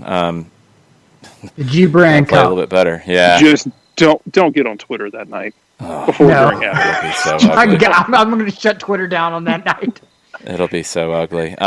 Hey, Nick, No matter Crystal what happens, scored. there What do are you say gonna now? It's not even just going to be that. Like, it's going to be like good, bad, or ugly for both teams. Man, the opinions are just going to be flying like bullets over a trench in the Psalm. Oh, yeah. Now, a couple things to clean up some viewer input here. Ragamuffin with a really good one. This is accurate. Every time Nick says buffoonish, take a shot. Ooh. Wow. We've had What do I don't take know a if we shot want that kind of... No. well, first of all, let me go ahead and say for the record that I in no way am responsible for anything that happens to you should you take up that challenge. You are completely in charge of your own activities. So are you saying that they're a buffoon if they're blaming you? That would be a bit of buffoonery if you were to participate in such a buffoonish challenge. Now, you brought up something that I wanted to touch on because the fan of the plucky upstarts, Nathan Pugh, sent an email. Yes. Because I've been, and not just me, I'm not alone on this, but I've been a little like, all right, how are you going to make Thiago work? Why are you going to get Thiago? Like, you're not going to be able to do what you normally do. But you said something that makes a lot of it click for me. Now, I'm not going to give Nathan a ton of credit here for playing against 10-man Chelsea. And yes, they played really well, but it's 10-man Chelsea. Come on. Let's slow down on the roll for the plucky upstarts. Slow your shiny-teethed roll, sir. Wow. Okay, anyway. Thiago, if you have decided, if you are Jurgen Klopp and you have come into the season and you say, yep, we're not going to be able to press. You finished out last season and we're going to have to play differently. We're going to have to be more of a possession team. We're going to have to slow the pace down at times. We'll be able to press when we need to, but we got to change it up a little bit. Thiago's a great player for that. And if you're going to see Liverpool play differently, he allows them to do it. Yeah. So I can completely buy into that. I've not been as down on the signing as some have. I just didn't think it made a lot of sense for them. It wasn't a need. And since, they're so hard up for money these days because of the plucky upstarts and all, I didn't think they'd spend on something they didn't really need. Yeah. But, they went out and got a luxury item, and now they're being associated with all kinds of things. Jason, if you cut Starbucks and avocado toast out of your daily budget, can get you Thiago? too can afford a Thiago. I'd like to afford a Thiago. Make some small budgetary alterations, and you too can afford a Thiago. How did John Chuckery hack this podcast? Wow. Just saying. Sometimes, I like to channel Doc Sock. Liverpool is, in my opinion, with Thiago, the favorite in the Premier League. Let's see what Manchester City does. Yeah. There's still a couple of weeks in the window. Chelsea did not 11v11. I didn't think Chelsea looked like they were out of place with Liverpool at all. They could have gotten something out of it. Actually, they looked pretty dangerous when they got out on the break. They've still got things to figure out. It was a horrendous red card. I mean, just absolute buffoonery. I mean, come on, it was buffoonish. Yes, it was ridiculous, and they got that right with VAR. And after that, it's ball game against a team as good as Liverpool. It's ball game. You're not going to be able to hold on against full strength Liverpool when you're playing with 10. Liverpool right now is the favorite in the Premier League. Let's see at the end of the window what happens. City hasn't been. I don't think they're close to anything. They get linked occasionally to different things, but I haven't really seen anything concrete with them in a while. Yeah. Real Madrid is like that too, and Byrne was talking about it in the Twitch pitch, and I agree. They haven't really done anything, and they've shipped people out. But now you're starting to hear a little bit of like bubbling up. Well, Real Madrid might have some money to spend. Well, they might go get this or they might go get that. I wonder if City's kind of in that boat that they might now say, okay, we need to go do something here. If we're going to be able to truly compete here, we need to do something. I don't know. We'll see. There's still a couple weeks, and I think dominoes could start to fall in more places. We have a crossing of the streams here. Uh-oh. Okay. I sent this to the thread here, but Leicester City has signed Jens Under, and they showcased this with the if for those who are wrestling fans, the Undertaker, that's Under's nickname, by the way.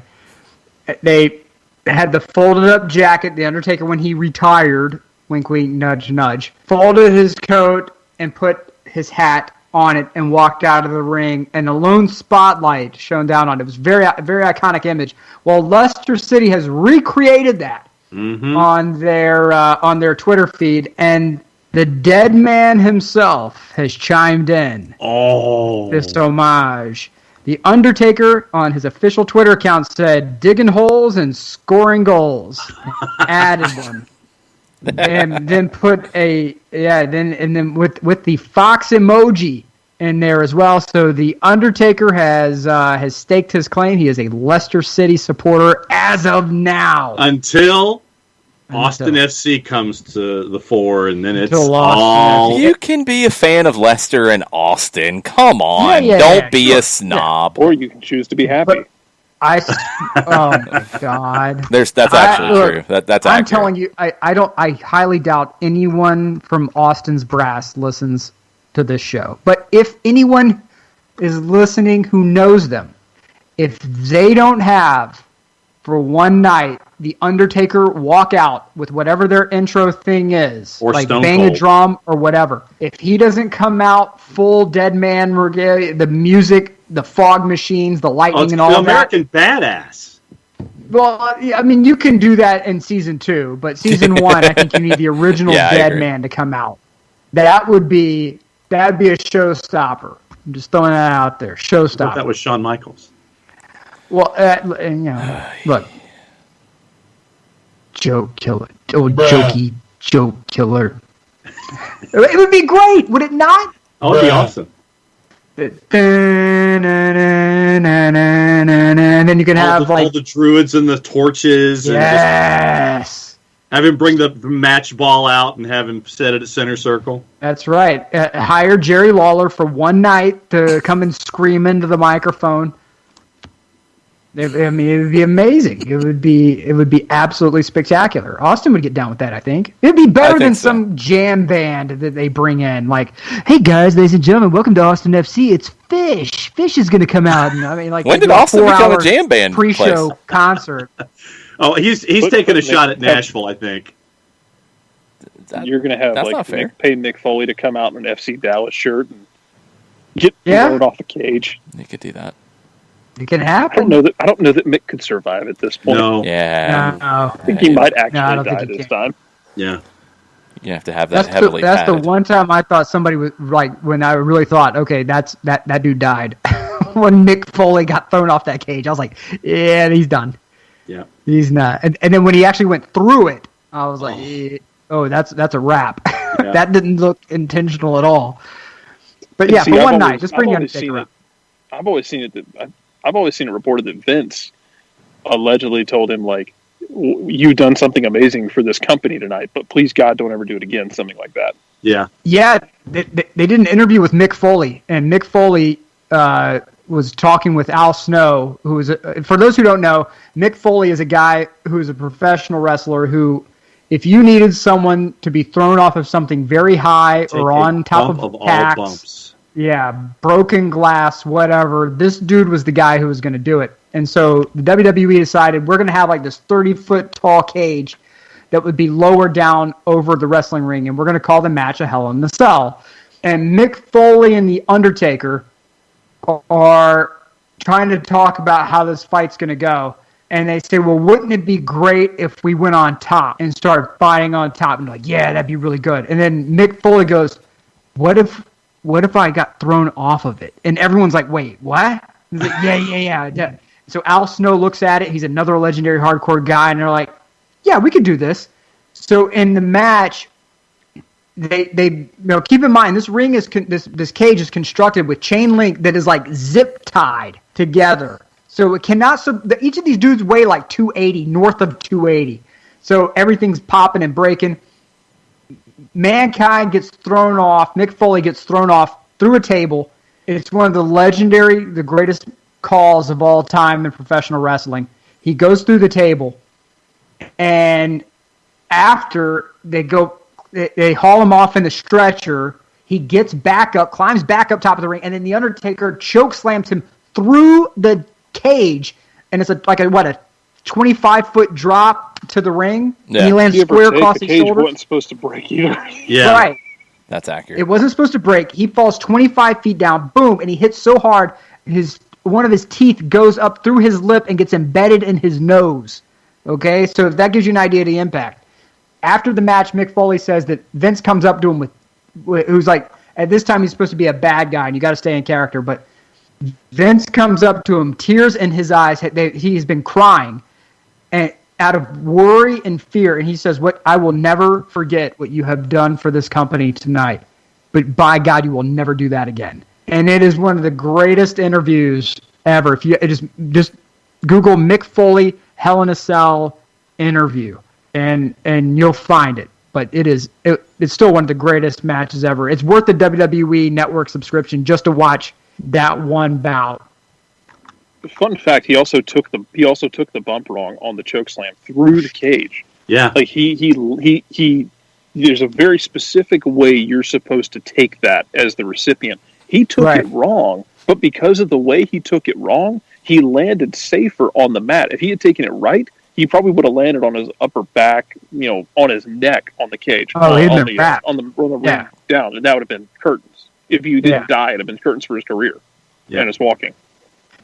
What other soccer show are you getting this kind of talk? Where you go from one day it's like unicorn backpacks to like Hell in a Cell. Yeah, all over the place. There's something we haven't hit yet, and I got an update. Oh.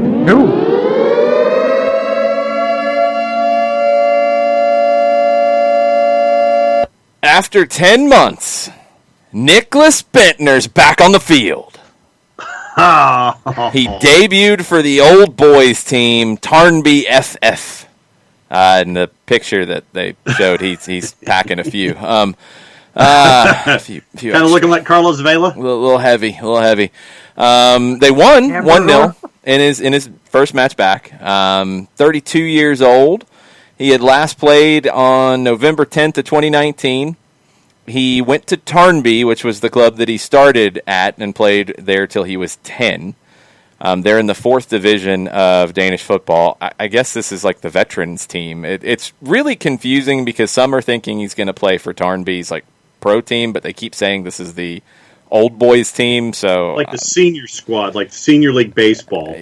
Kind of, but not really. If anybody wants to get into Denmark soccer over there, go for it if you want to figure all this out.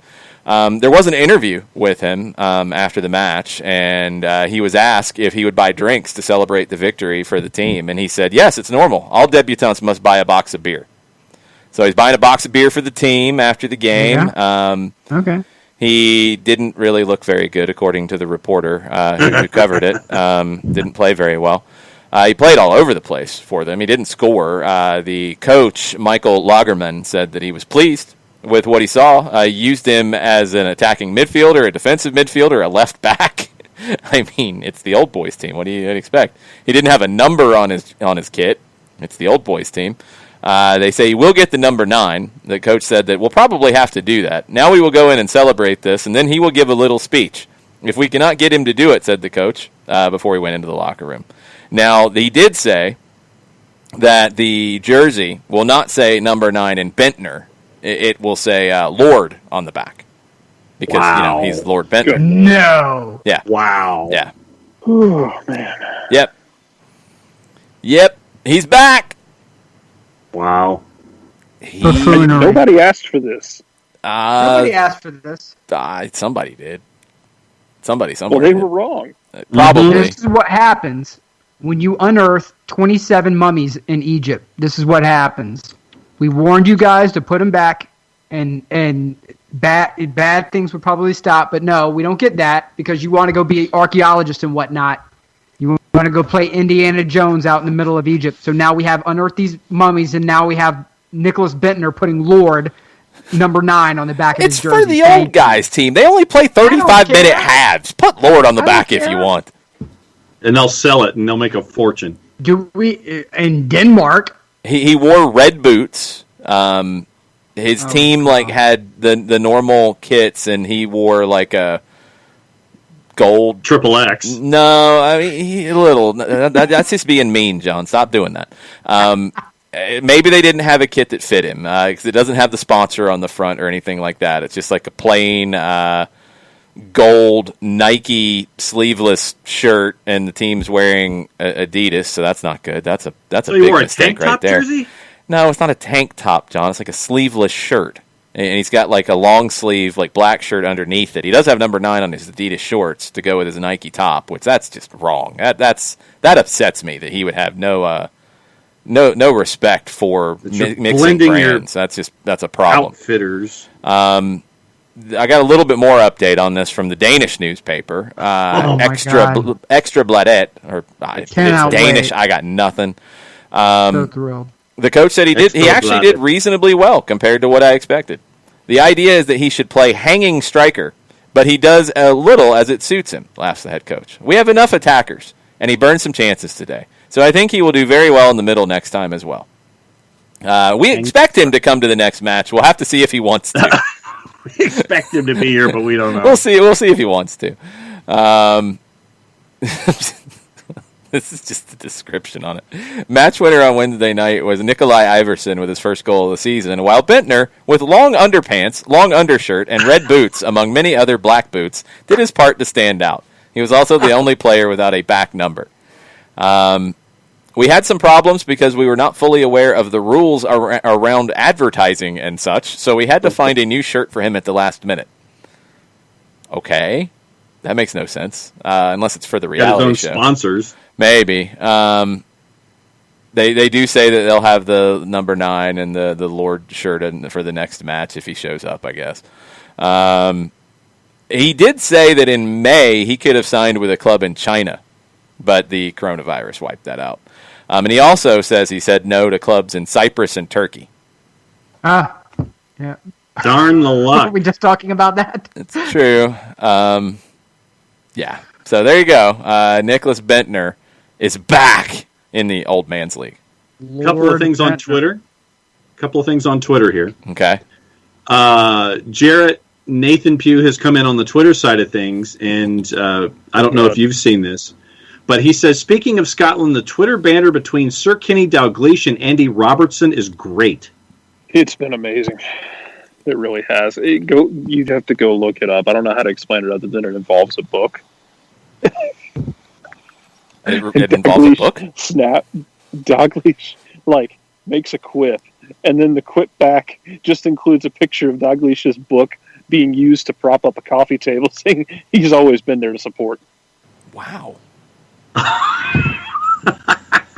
That's some old man trash talking. Yep, and then Nathan is discussing our plucky upstart slander, and he used the word slander in all. Plucky upstarts, man. The plucky upstarts. I'm glad they were able to save a little cash to go get a Thiago. That was good. Yeah, Four Card is in, and he says he's watching the lead series on Amazon and had a question for me, which is scary. Yeah, it's frightening. What did you do to keep Leeds from getting the left back, Daniel James, from Swansea? When they said American board member, I thought, John, what did you do? Kill a deal at the last minute. And then... well, do you have anything to say for yourself? Well, hang on, I'm not done. He says he's on episode 6 now. It's odd. I feel bad knowing how that first season ends, even though I know they make it up next season. Great series. I'm rooting for them hard every game this season. I never really had a team in the EPL, but just may have found it. Okay, so here's the short version. Basically, they had everything agreed, and they had Daniel James even taking the picture. He'd had the medical. But then the chairman at the time, Hugh Jenkins, basically said in an interview in the Manchester Evening Post that he had 6 different folks chirping in his ear about, do this, do this, do this. Here's how the deal should be. Here's how the deal should be. Do this, do this, do this. And Hugh Jenkins was like, no, taking it off the table. So, were you one of the chirpers? No, I was not. Allegedly. I was not allegedly one of those chirpers. What'd I was you not do? a part of. I was not a part of the buffoonery that was involved in that, but he ended up getting $15 million from Manchester United for Daniel James after the, I want to say, 11 or 12 that Leeds was offering. But now there's a rumor that he might end up going to Leeds, which is pretty funny that he could end up at Leeds after all this. Yeah, way to go, Hugh Jenkins. Good. And if you ask El Mataflo and the Colonel about Hugh Jenkins, there will be not kind words spoken. I'm surprised you didn't somehow try to slander Mindy Kaling in all this. Give me time. She had nothing to do with this. She was not chirping. She's a part of the ownership group that's not investing in the club and is taking the wimpy approach to getting other partners. It's like, here's a loan. Here he goes. It's like, okay, tell you what, you can have loan dollars, but you get to be on the board now too. Yes, Nick. Mindy Kaling is in Let the me office. explain something to you 3 cartoon characters. Yeah, about right. Yeah, she's a part of that Mindy Kaling. Yeah, that Mindy Kaling. She is a part of the American ownership group that's led by Jason Levy, and that's a part of the majority owners of Swansea City. Yes, and Jason Levy owns she DC. doesn't contribute anything. Well, John trashes her on a regular basis at this point. Mm-hmm. John trashes Mindy Kaling on a regular basis. She is part and parcel to her investment to this club. I would like to trash Jason Levy and far more, but he's an easy target because he's at the top of the pyramid. I just go down the ownership group. I think Don Ovan is a part of it, too. Well, yeah, why'd you pick Mindy Kaling out? You're not talking about Landon Donovan that way. You're not talking about Jason Levy in that way. What did Mindy Kaling do to you, John? The last few seasons of The Office are kind of an abomination. So. She wasn't the main person on the show. You can't blame her for that. There's that. That's not her fault. I mean, she was a producer, was she not? She also wasn't just an actress on the show. Episodes. Like she was very involved. She got Oprah Winfrey interested in Swansea. Y'all back off of Mindy Kaling, all right? Well, then Oprah needs to buy Jason Levy out. There's an article at BBC Sport, Oprah Winfrey talking about following Swansea. Good, invest. You need a striker, and you need a striker, and you need a striker, and you need a left Reese back. Witherspoon's talking about Swansea. And you need a midfielder. Tell Reese Witherspoon to do something Do like you the know who seismic she is? Netflix organization shows. I know who Reese Witherspoon is. What? No, but I know that she got arrested for a DUI back in the She day. did. Lay off of Reese. Now you're going to start trashing Reese Witherspoon. Yep. And No, because John's she had over the trashing first Mindy Do You Know Who I Kaling. Am arrest video. She did of all pull the time. who. So She bad. did. That was bad. That was bad. That's far worse than anything Mindy Kaling did. Do you know who I am? No, Reese. We don't know who you are because your talent left you a long time ago. Do you know who I am? No, we don't know who you are. Look, Mindy Kaling's part of a consortium with 26 people that own 68% of the team. Why are you picking on her? Why? Because she's Well, why part don't you of a pick on Chip consortium Rosenblum? that owns part of the team. Chip Rosenblum's a co-owner of the Rams. He's a filmmaker. You're going to be trashing Mindy Kaling. She's got people talking about Swansea more than they ever have. She was part of she was part of the group that wrecked the office toward the end. That. Man, y'all are killing Mindy Kaling for no good reason. Ended it when Steve Carell left is when they should have ended the show. Yes. That's it. Everyone who stayed on after that is part of the problem. Yes. Last thing from Twitter comes from El Mataflow, and it's his selections for his Mataflow Chupa Chups Libertadores Locks. Yes, I need to see these so we can discuss, because last time Mataflow was down on the Argentine teams, and we both would have taken a bath with our juice boxes, but we did not, or at least I didn't actually put juice boxes anywhere. Yeah, he's got Barcelona over Flamengo. He's got Bolivar over Tigre, Nacional over Merida, River over Binacional, a draw with LDU Quito and Sao Paulo, and the numbers are finally out on that. LDU Quito's a minus 115, Sao Paulo's a plus 321, your draw's a plus 252. Yeah, and Junior and Independiente del Valle, he's got IDV. Yeah, I got IDV there too. Okay, yeah, me and Mataflow are on the same page here. What you got, Nick? Really quick non-soccer item. Apparently Michael Jordan, Denny Hamlin are teaming up to buy a NASCAR team, and Mr. Bubba Wallace will be their driver. Whoa. I was wondering what move he had coming, because I figured it had to be pretty big. That's pretty big. Yeah. So that is official from both Denny Hamlin and Michael Jordan. They have both put their stuff out there on the Twitter. Again, resting. That's when I took it personally. I love it. Yeah, I wonder whose charter they're going to get. I meant to ask Nick, because I may have missed this on my front end. Have you explored the revitalization of the talks? Christoph Iyer possibly going to Milan? Because those are back. Those talks are back. Hey, look, I want Memphis. If we get Memphis, we can talk about anything else. I'm already thrilled with where Milan is in their transfer window. The buys so far, there's been talk about Chiesa. I think Chiesa's being moved to the side. Now it's Milinkovic. But whatever Milan does from here is cake to me. So anything else that they do is I'm okay with. I want more attack. Or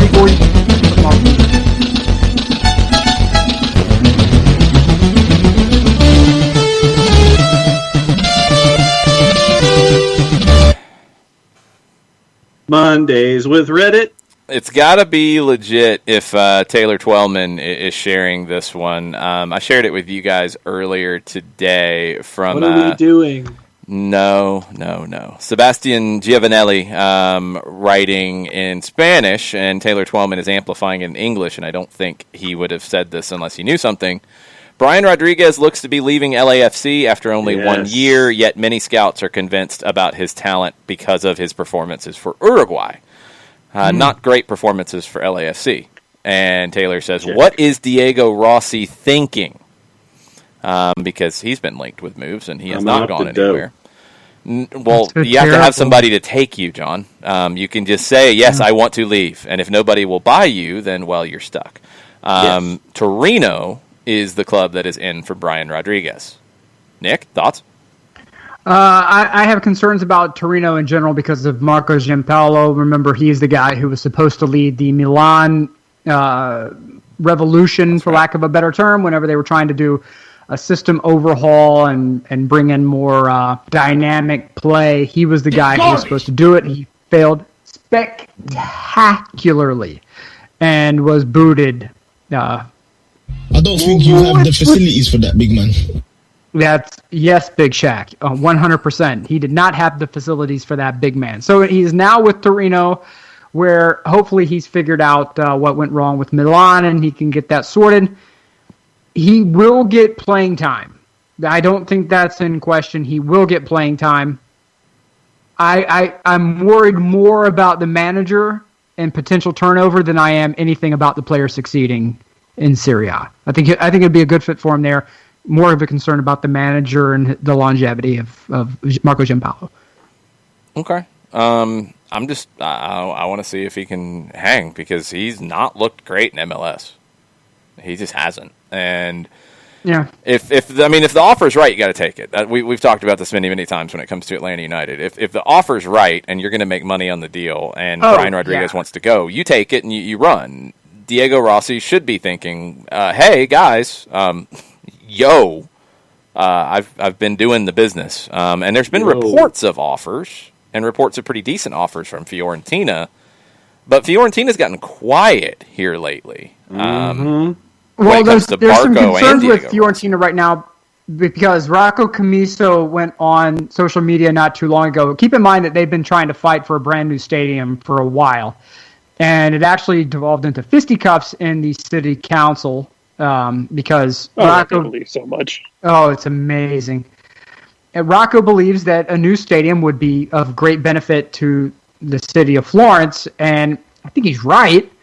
But there's Stadio Artemio Franchi is one of those legendary stadiums in Italy, and no one really wants it touched. And Rocco Camiso went on social media not too long ago holding up what appears to be a chunk of concrete that he claims almost landed on him when he was walking into the stadium. Jeez. So now he's saying that the stadium is dilapidated and falling apart and that we have no choice but to build a new stadium.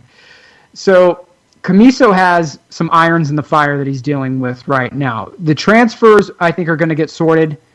I still think Barco to Fiorentina would be a great fit, but if not, I think Rossi would be more than acceptable there. Yeah, they're different. I want to know how that's going to work out, though. They're different players. I mean, I don't know Yeah. Fiorentina's squad enough to tell you which one they need more.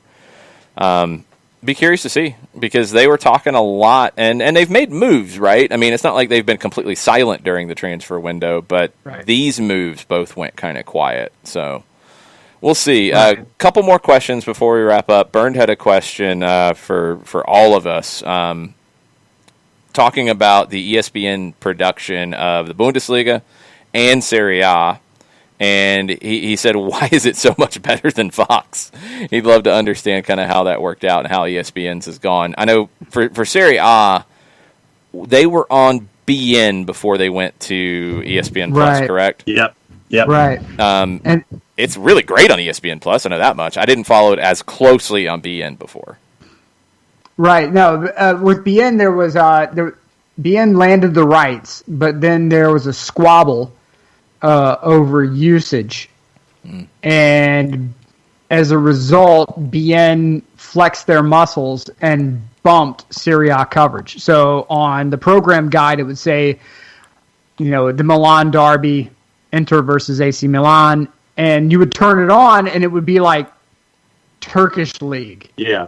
And so it became this huge ordeal between the two entities. And so when they moved, you saw ESPN Plus putting behind the scenes videos up, get to know the players, get to know the coaches. It was absolutely fantastic. And I think with Fox had a desire to be involved in soccer. They dump money into it.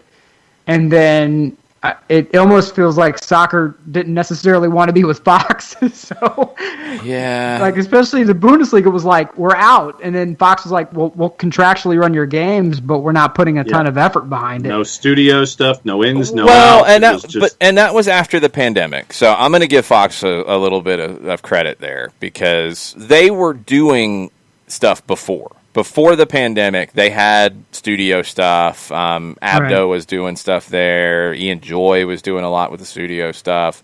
They were doing that. I mean, when Ronaldo was with Fox, he did a bunch of Bundesliga stuff. Jovan Karofsky was doing a bunch of it. So they had a lot of it. By the time the pandemic hit, they were already lame duck. And when you're already lame duck at that point, you're just going to throw world feeds up and not deal with it. But ESPN Plus and ESPN in general has gone above and beyond even that level of basic stuff with both, because like you mentioned, the Serie A stuff to introduce teams, introduce players. They have consistent voices for Serie A coverage on ESPN, and they do a game a week or a couple games a week on ESPN Plus. It sounds like it's not going to be quite to that degree with how much Derek Ray is going to do, but he did the second division game today, and he said that was kind of to kick off their once a week second division game of the week. But he'll do games when they're on the network. I'll be curious to see if they did what happened with Italy, where they committed to a small number of games on linear, and it went well. So then they put more out on linear, and I wonder if they'll do the same with the Bundesliga, because right now with the Bundesliga and with so many young Americans ending up there, and the Gio Reyna story and the Tyler Adams story, and it seems like it's just somebody new every time around. This is going to be a really good get for ESPN, and not just for Plus. That's what's wild about it, is it felt like it was just a Plus move, but I think they're going to get a lot of benefit out of having both in their family of properties and put them on the linear stuff. Absolutely. And the coverage looked great. It did. Mean, you could tell that there was a lot of love put into it. And look, and I know that sounds like a very generalized phrase, but in production, you can tell when a property is cared for and when it's back burner. And I have worked for a spot where we had properties that were number one, and we had properties that, yay, and you can tell. Now you guys would have to tell me the differences here. Burns says Serie A looks better this season. He said Bundesliga is night and day to Fox. It's great. And he's talking about the look, the TV production specifically. He said there's more close-ups, better replays, better colors, like it just looks better. He said everything looks upgraded. Yeah, and there's a full push at ESPN regarding Serie A content. You have the Serie Awesome podcast that's been able to get some good numbers. Well, now you got Kay Murray over there too, and you've got so many people who can do that stuff now. Yes. Right. And so before I felt that a lot of their content was geared toward the Prem, and rightfully so, because it's the monster that will feed everyone. But they now have people who can just as easily switch hats and get into Serie A and go deep with it. I mean, Bonetti, he and I have had beef in the past. Whoa! Yeah, he and I had beef.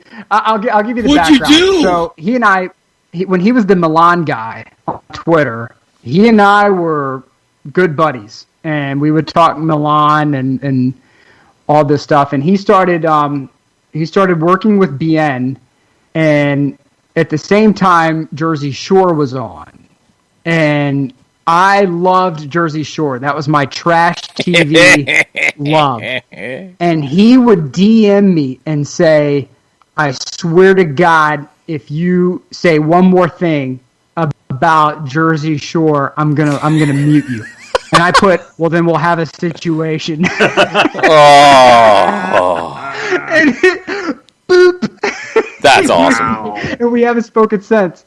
I can't say I blame him, to be perfectly honest. I mean, come on now. Look, I'm sorry. There are a lot. Jersey Shore caused a divide amongst Italian Americans, from those who said it's hijacking our culture, it's trash, it's terrible. And then there are those of us who are like, it's just fun. I saw more of my family on Jersey Shore, like just yep. I mean, well, who cares? It's fun and it's stupid TV. And he and I had a disagreement over it. We haven't spoken since. But Bonetti will go deep on Serie A. I think he grew up as a native Italian speaker. He knows all of the background on all the teams. And he is a valuable asset for ESPN. And I love the fact that he's getting shine and getting game time. So I think that helps. And Marcotti is, as much as he complains about lasagna and whatnot, he's also an asset. But, you have Nicky Bandini, who gets on there now and is amazing. It's just the resources that they have at their disposal now, and I think BN's lack of funding stateside really helped make that talent available. Yeah. Which is why you get now a greater depth of content, more than just here's a game, like you see with Indian Super League or Chinese Super League. Right. No, that's good, and that's critical because we've talked about it with MLS. Like, you've got to tell the stories about it to get people all the way like sucked in to where they're not just watching their team, but they're watching. Hey, I was watching the weekly review show, or I was listening to the podcast, and I heard about this team, I heard about this guy, and I'm going to watch this game now. It's coming up. Yeah.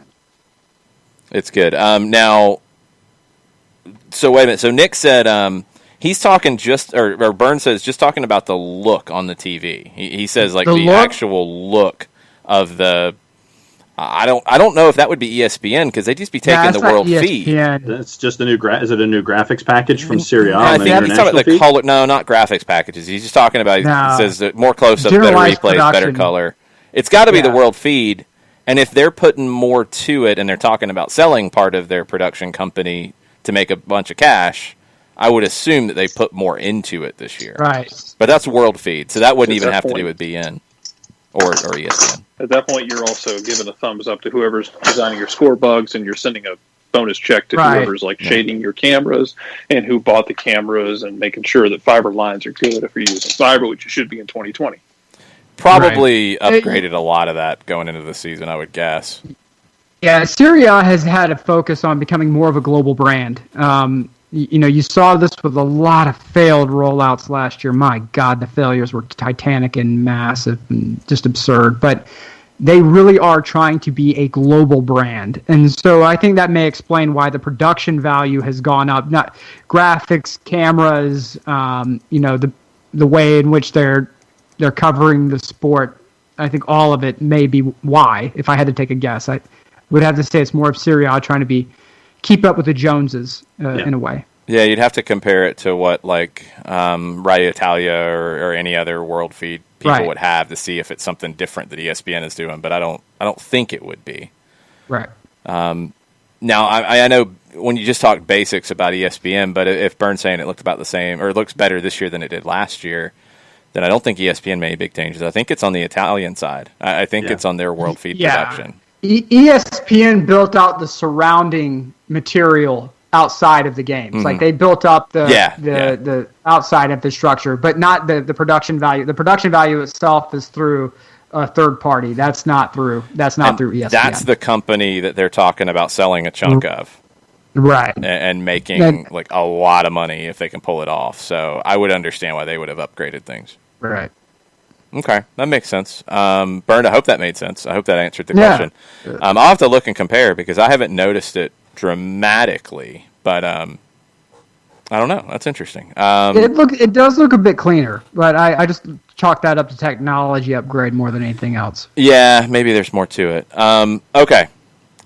We didn't do this last time because I think the default answer was Binacional's logo was the greatest thing that we dealt with in soccer in the past week because that was amazing. River Plate has arrived in Peru for tomorrow's match against Binacional. Hopefully Binacional doesn't lose 8-0 this time around like they did last time to River. That was very bad. Jarrett, no, I'm not starting with you because last time you took us down a really bad rabbit hole and it was scary. John, what was your favorite thing in the soccer world in the last week? Wow. See, now you're having me think. That's dangerous. I don't think you'll go with an old Yeller reference like Jerry. No. And then you take your dog out back, and your dog gets shot, and everything's terrible. But that was great. And I started listening to My Chemical Romance. Do you know any songs by them, John? Oh, God, no. Are you kidding? That's what I thought. Okay, just checking. No. Wow. See, now, I'll say this, and it's completely and totally the first step, I hope, to something, but I'm not all that optimistic, is and it's a carryover, it's the GoFundMe that the Wigan supporters put together. Did they do another one? No, but since you didn't get to ask me that last week, it's a carryover. Okay. It's a carryover. I mean, I could sit here and say, yeah, AFC Wimbledon has survived the first 2 weeks of the season, and they're not at the bottom of the table, and they're not part of the relegation fight or anything like that in League One yet. I'm not gonna pick out anything from any of my other squads, but no, just the fact that the fans at Wigan are still sticking with their team, and they went over the top on the GoFundMe. I hope that they can find an investor that can get them at least. I understand if the $2 million is what the administrators get, then you end up with a 15-point deduction. You're probably in League Two next year. But the fact that you see that kind of love and support for folks, for me, that was just really, really cool. And you hope that there's going to be some kind of resolution in the next 10 days for the positive. Yeah, because I don't know if it's going to be enough. I hope so. Nope. Okay, Jarrett, if you're still with us. Rabbit hole. I'll have you know, I didn't just go old Yeller last time. There was also some of Mice and Men with LAFC basically being happy. Lenny, being told to look at the little rabbits on the Salinas River. Yeah, we're going to go positive this week. Thank you very much. Okay, we touched on it already. when you asked me about it earlier. But Scotland has 4 teams in Europa League qualifying still. It's awesome. They've built off the progress that Rangers and Celtic made last year in Europa League to move up the coefficient to give the league starting next year more chances at Champions League and Europa League. It's awesome to see. Motherwell, especially the club. You expect to see Celtic and Rangers there, even though Celtic already kind of blew off their leg in Champions League, and now they're just kind of limping along. Rangers continues to do their thing. Aberdeen, you almost went down that rabbit hole again, I thought. Aberdeen has done what you wanted to see them do, even with the sale coming up. $3 million in the coffers to keep them moving in a good direction. But then, you got a club like Motherwell who's continuing to push. And maybe all 4 of those teams lose this week. Maybe all 4 of them win. Maybe it's a combination of one of those, which it kind of has to be. It has to be one of those 3 options, I guess. But it's still good to see for the Scottish game, which you'll get to see more of eventually whenever ESPN puts all the damn games on and starts carrying them, allegedly. Really? The next week or 2. What's going on? But I don't know, man. Every time I keep checking, it's kind of getting pushed back a week. Every Saturday I wake up and turn on ESPN, check the app on ESPN to see if they're there. But nope, Santa still hasn't come. Come on, Scotland, get the deal done. Get with it. Scotland. Today. All right, Nick, what was your favorite thing in the last week? All right, so apparently someone tried to spoof Michelle Akers' all-time great player. What in the world happened with this? Oh yeah, I remember this. Yeah, one of the greatest players. Period.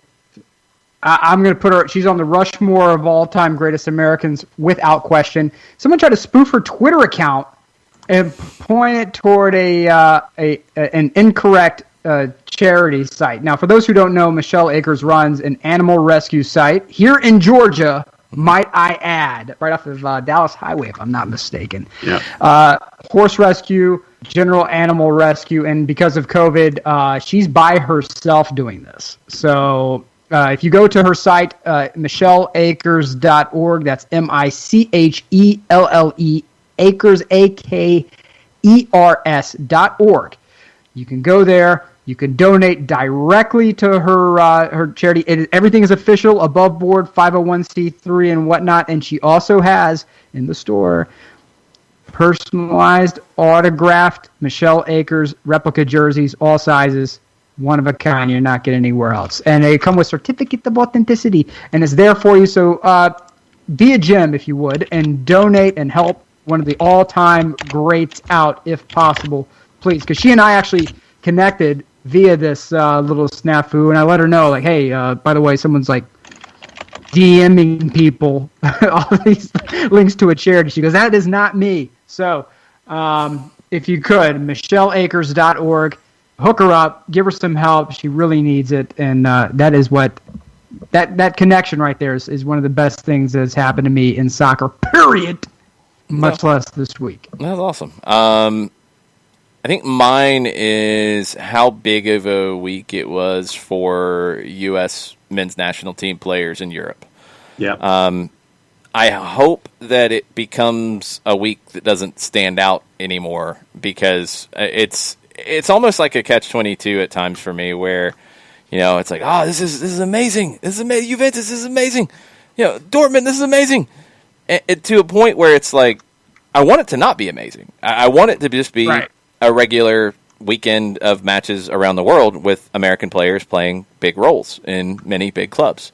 And I think it's almost there. I really feel like this is the tipping point for that, because I think you're going to start to see more players who would not have been given an opportunity.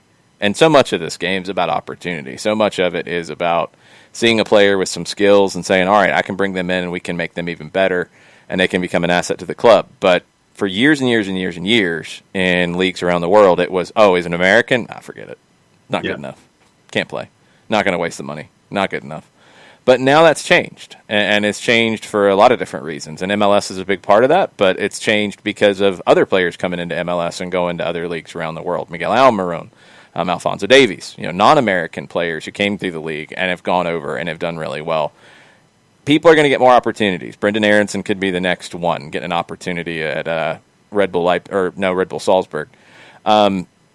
we will see this weekend, I think, as that tipping point in the long run of not just the top talent moving from MLS or from the U.S. to big clubs, but even that next tier is going to have some doors opened up to where they can turn into that next level.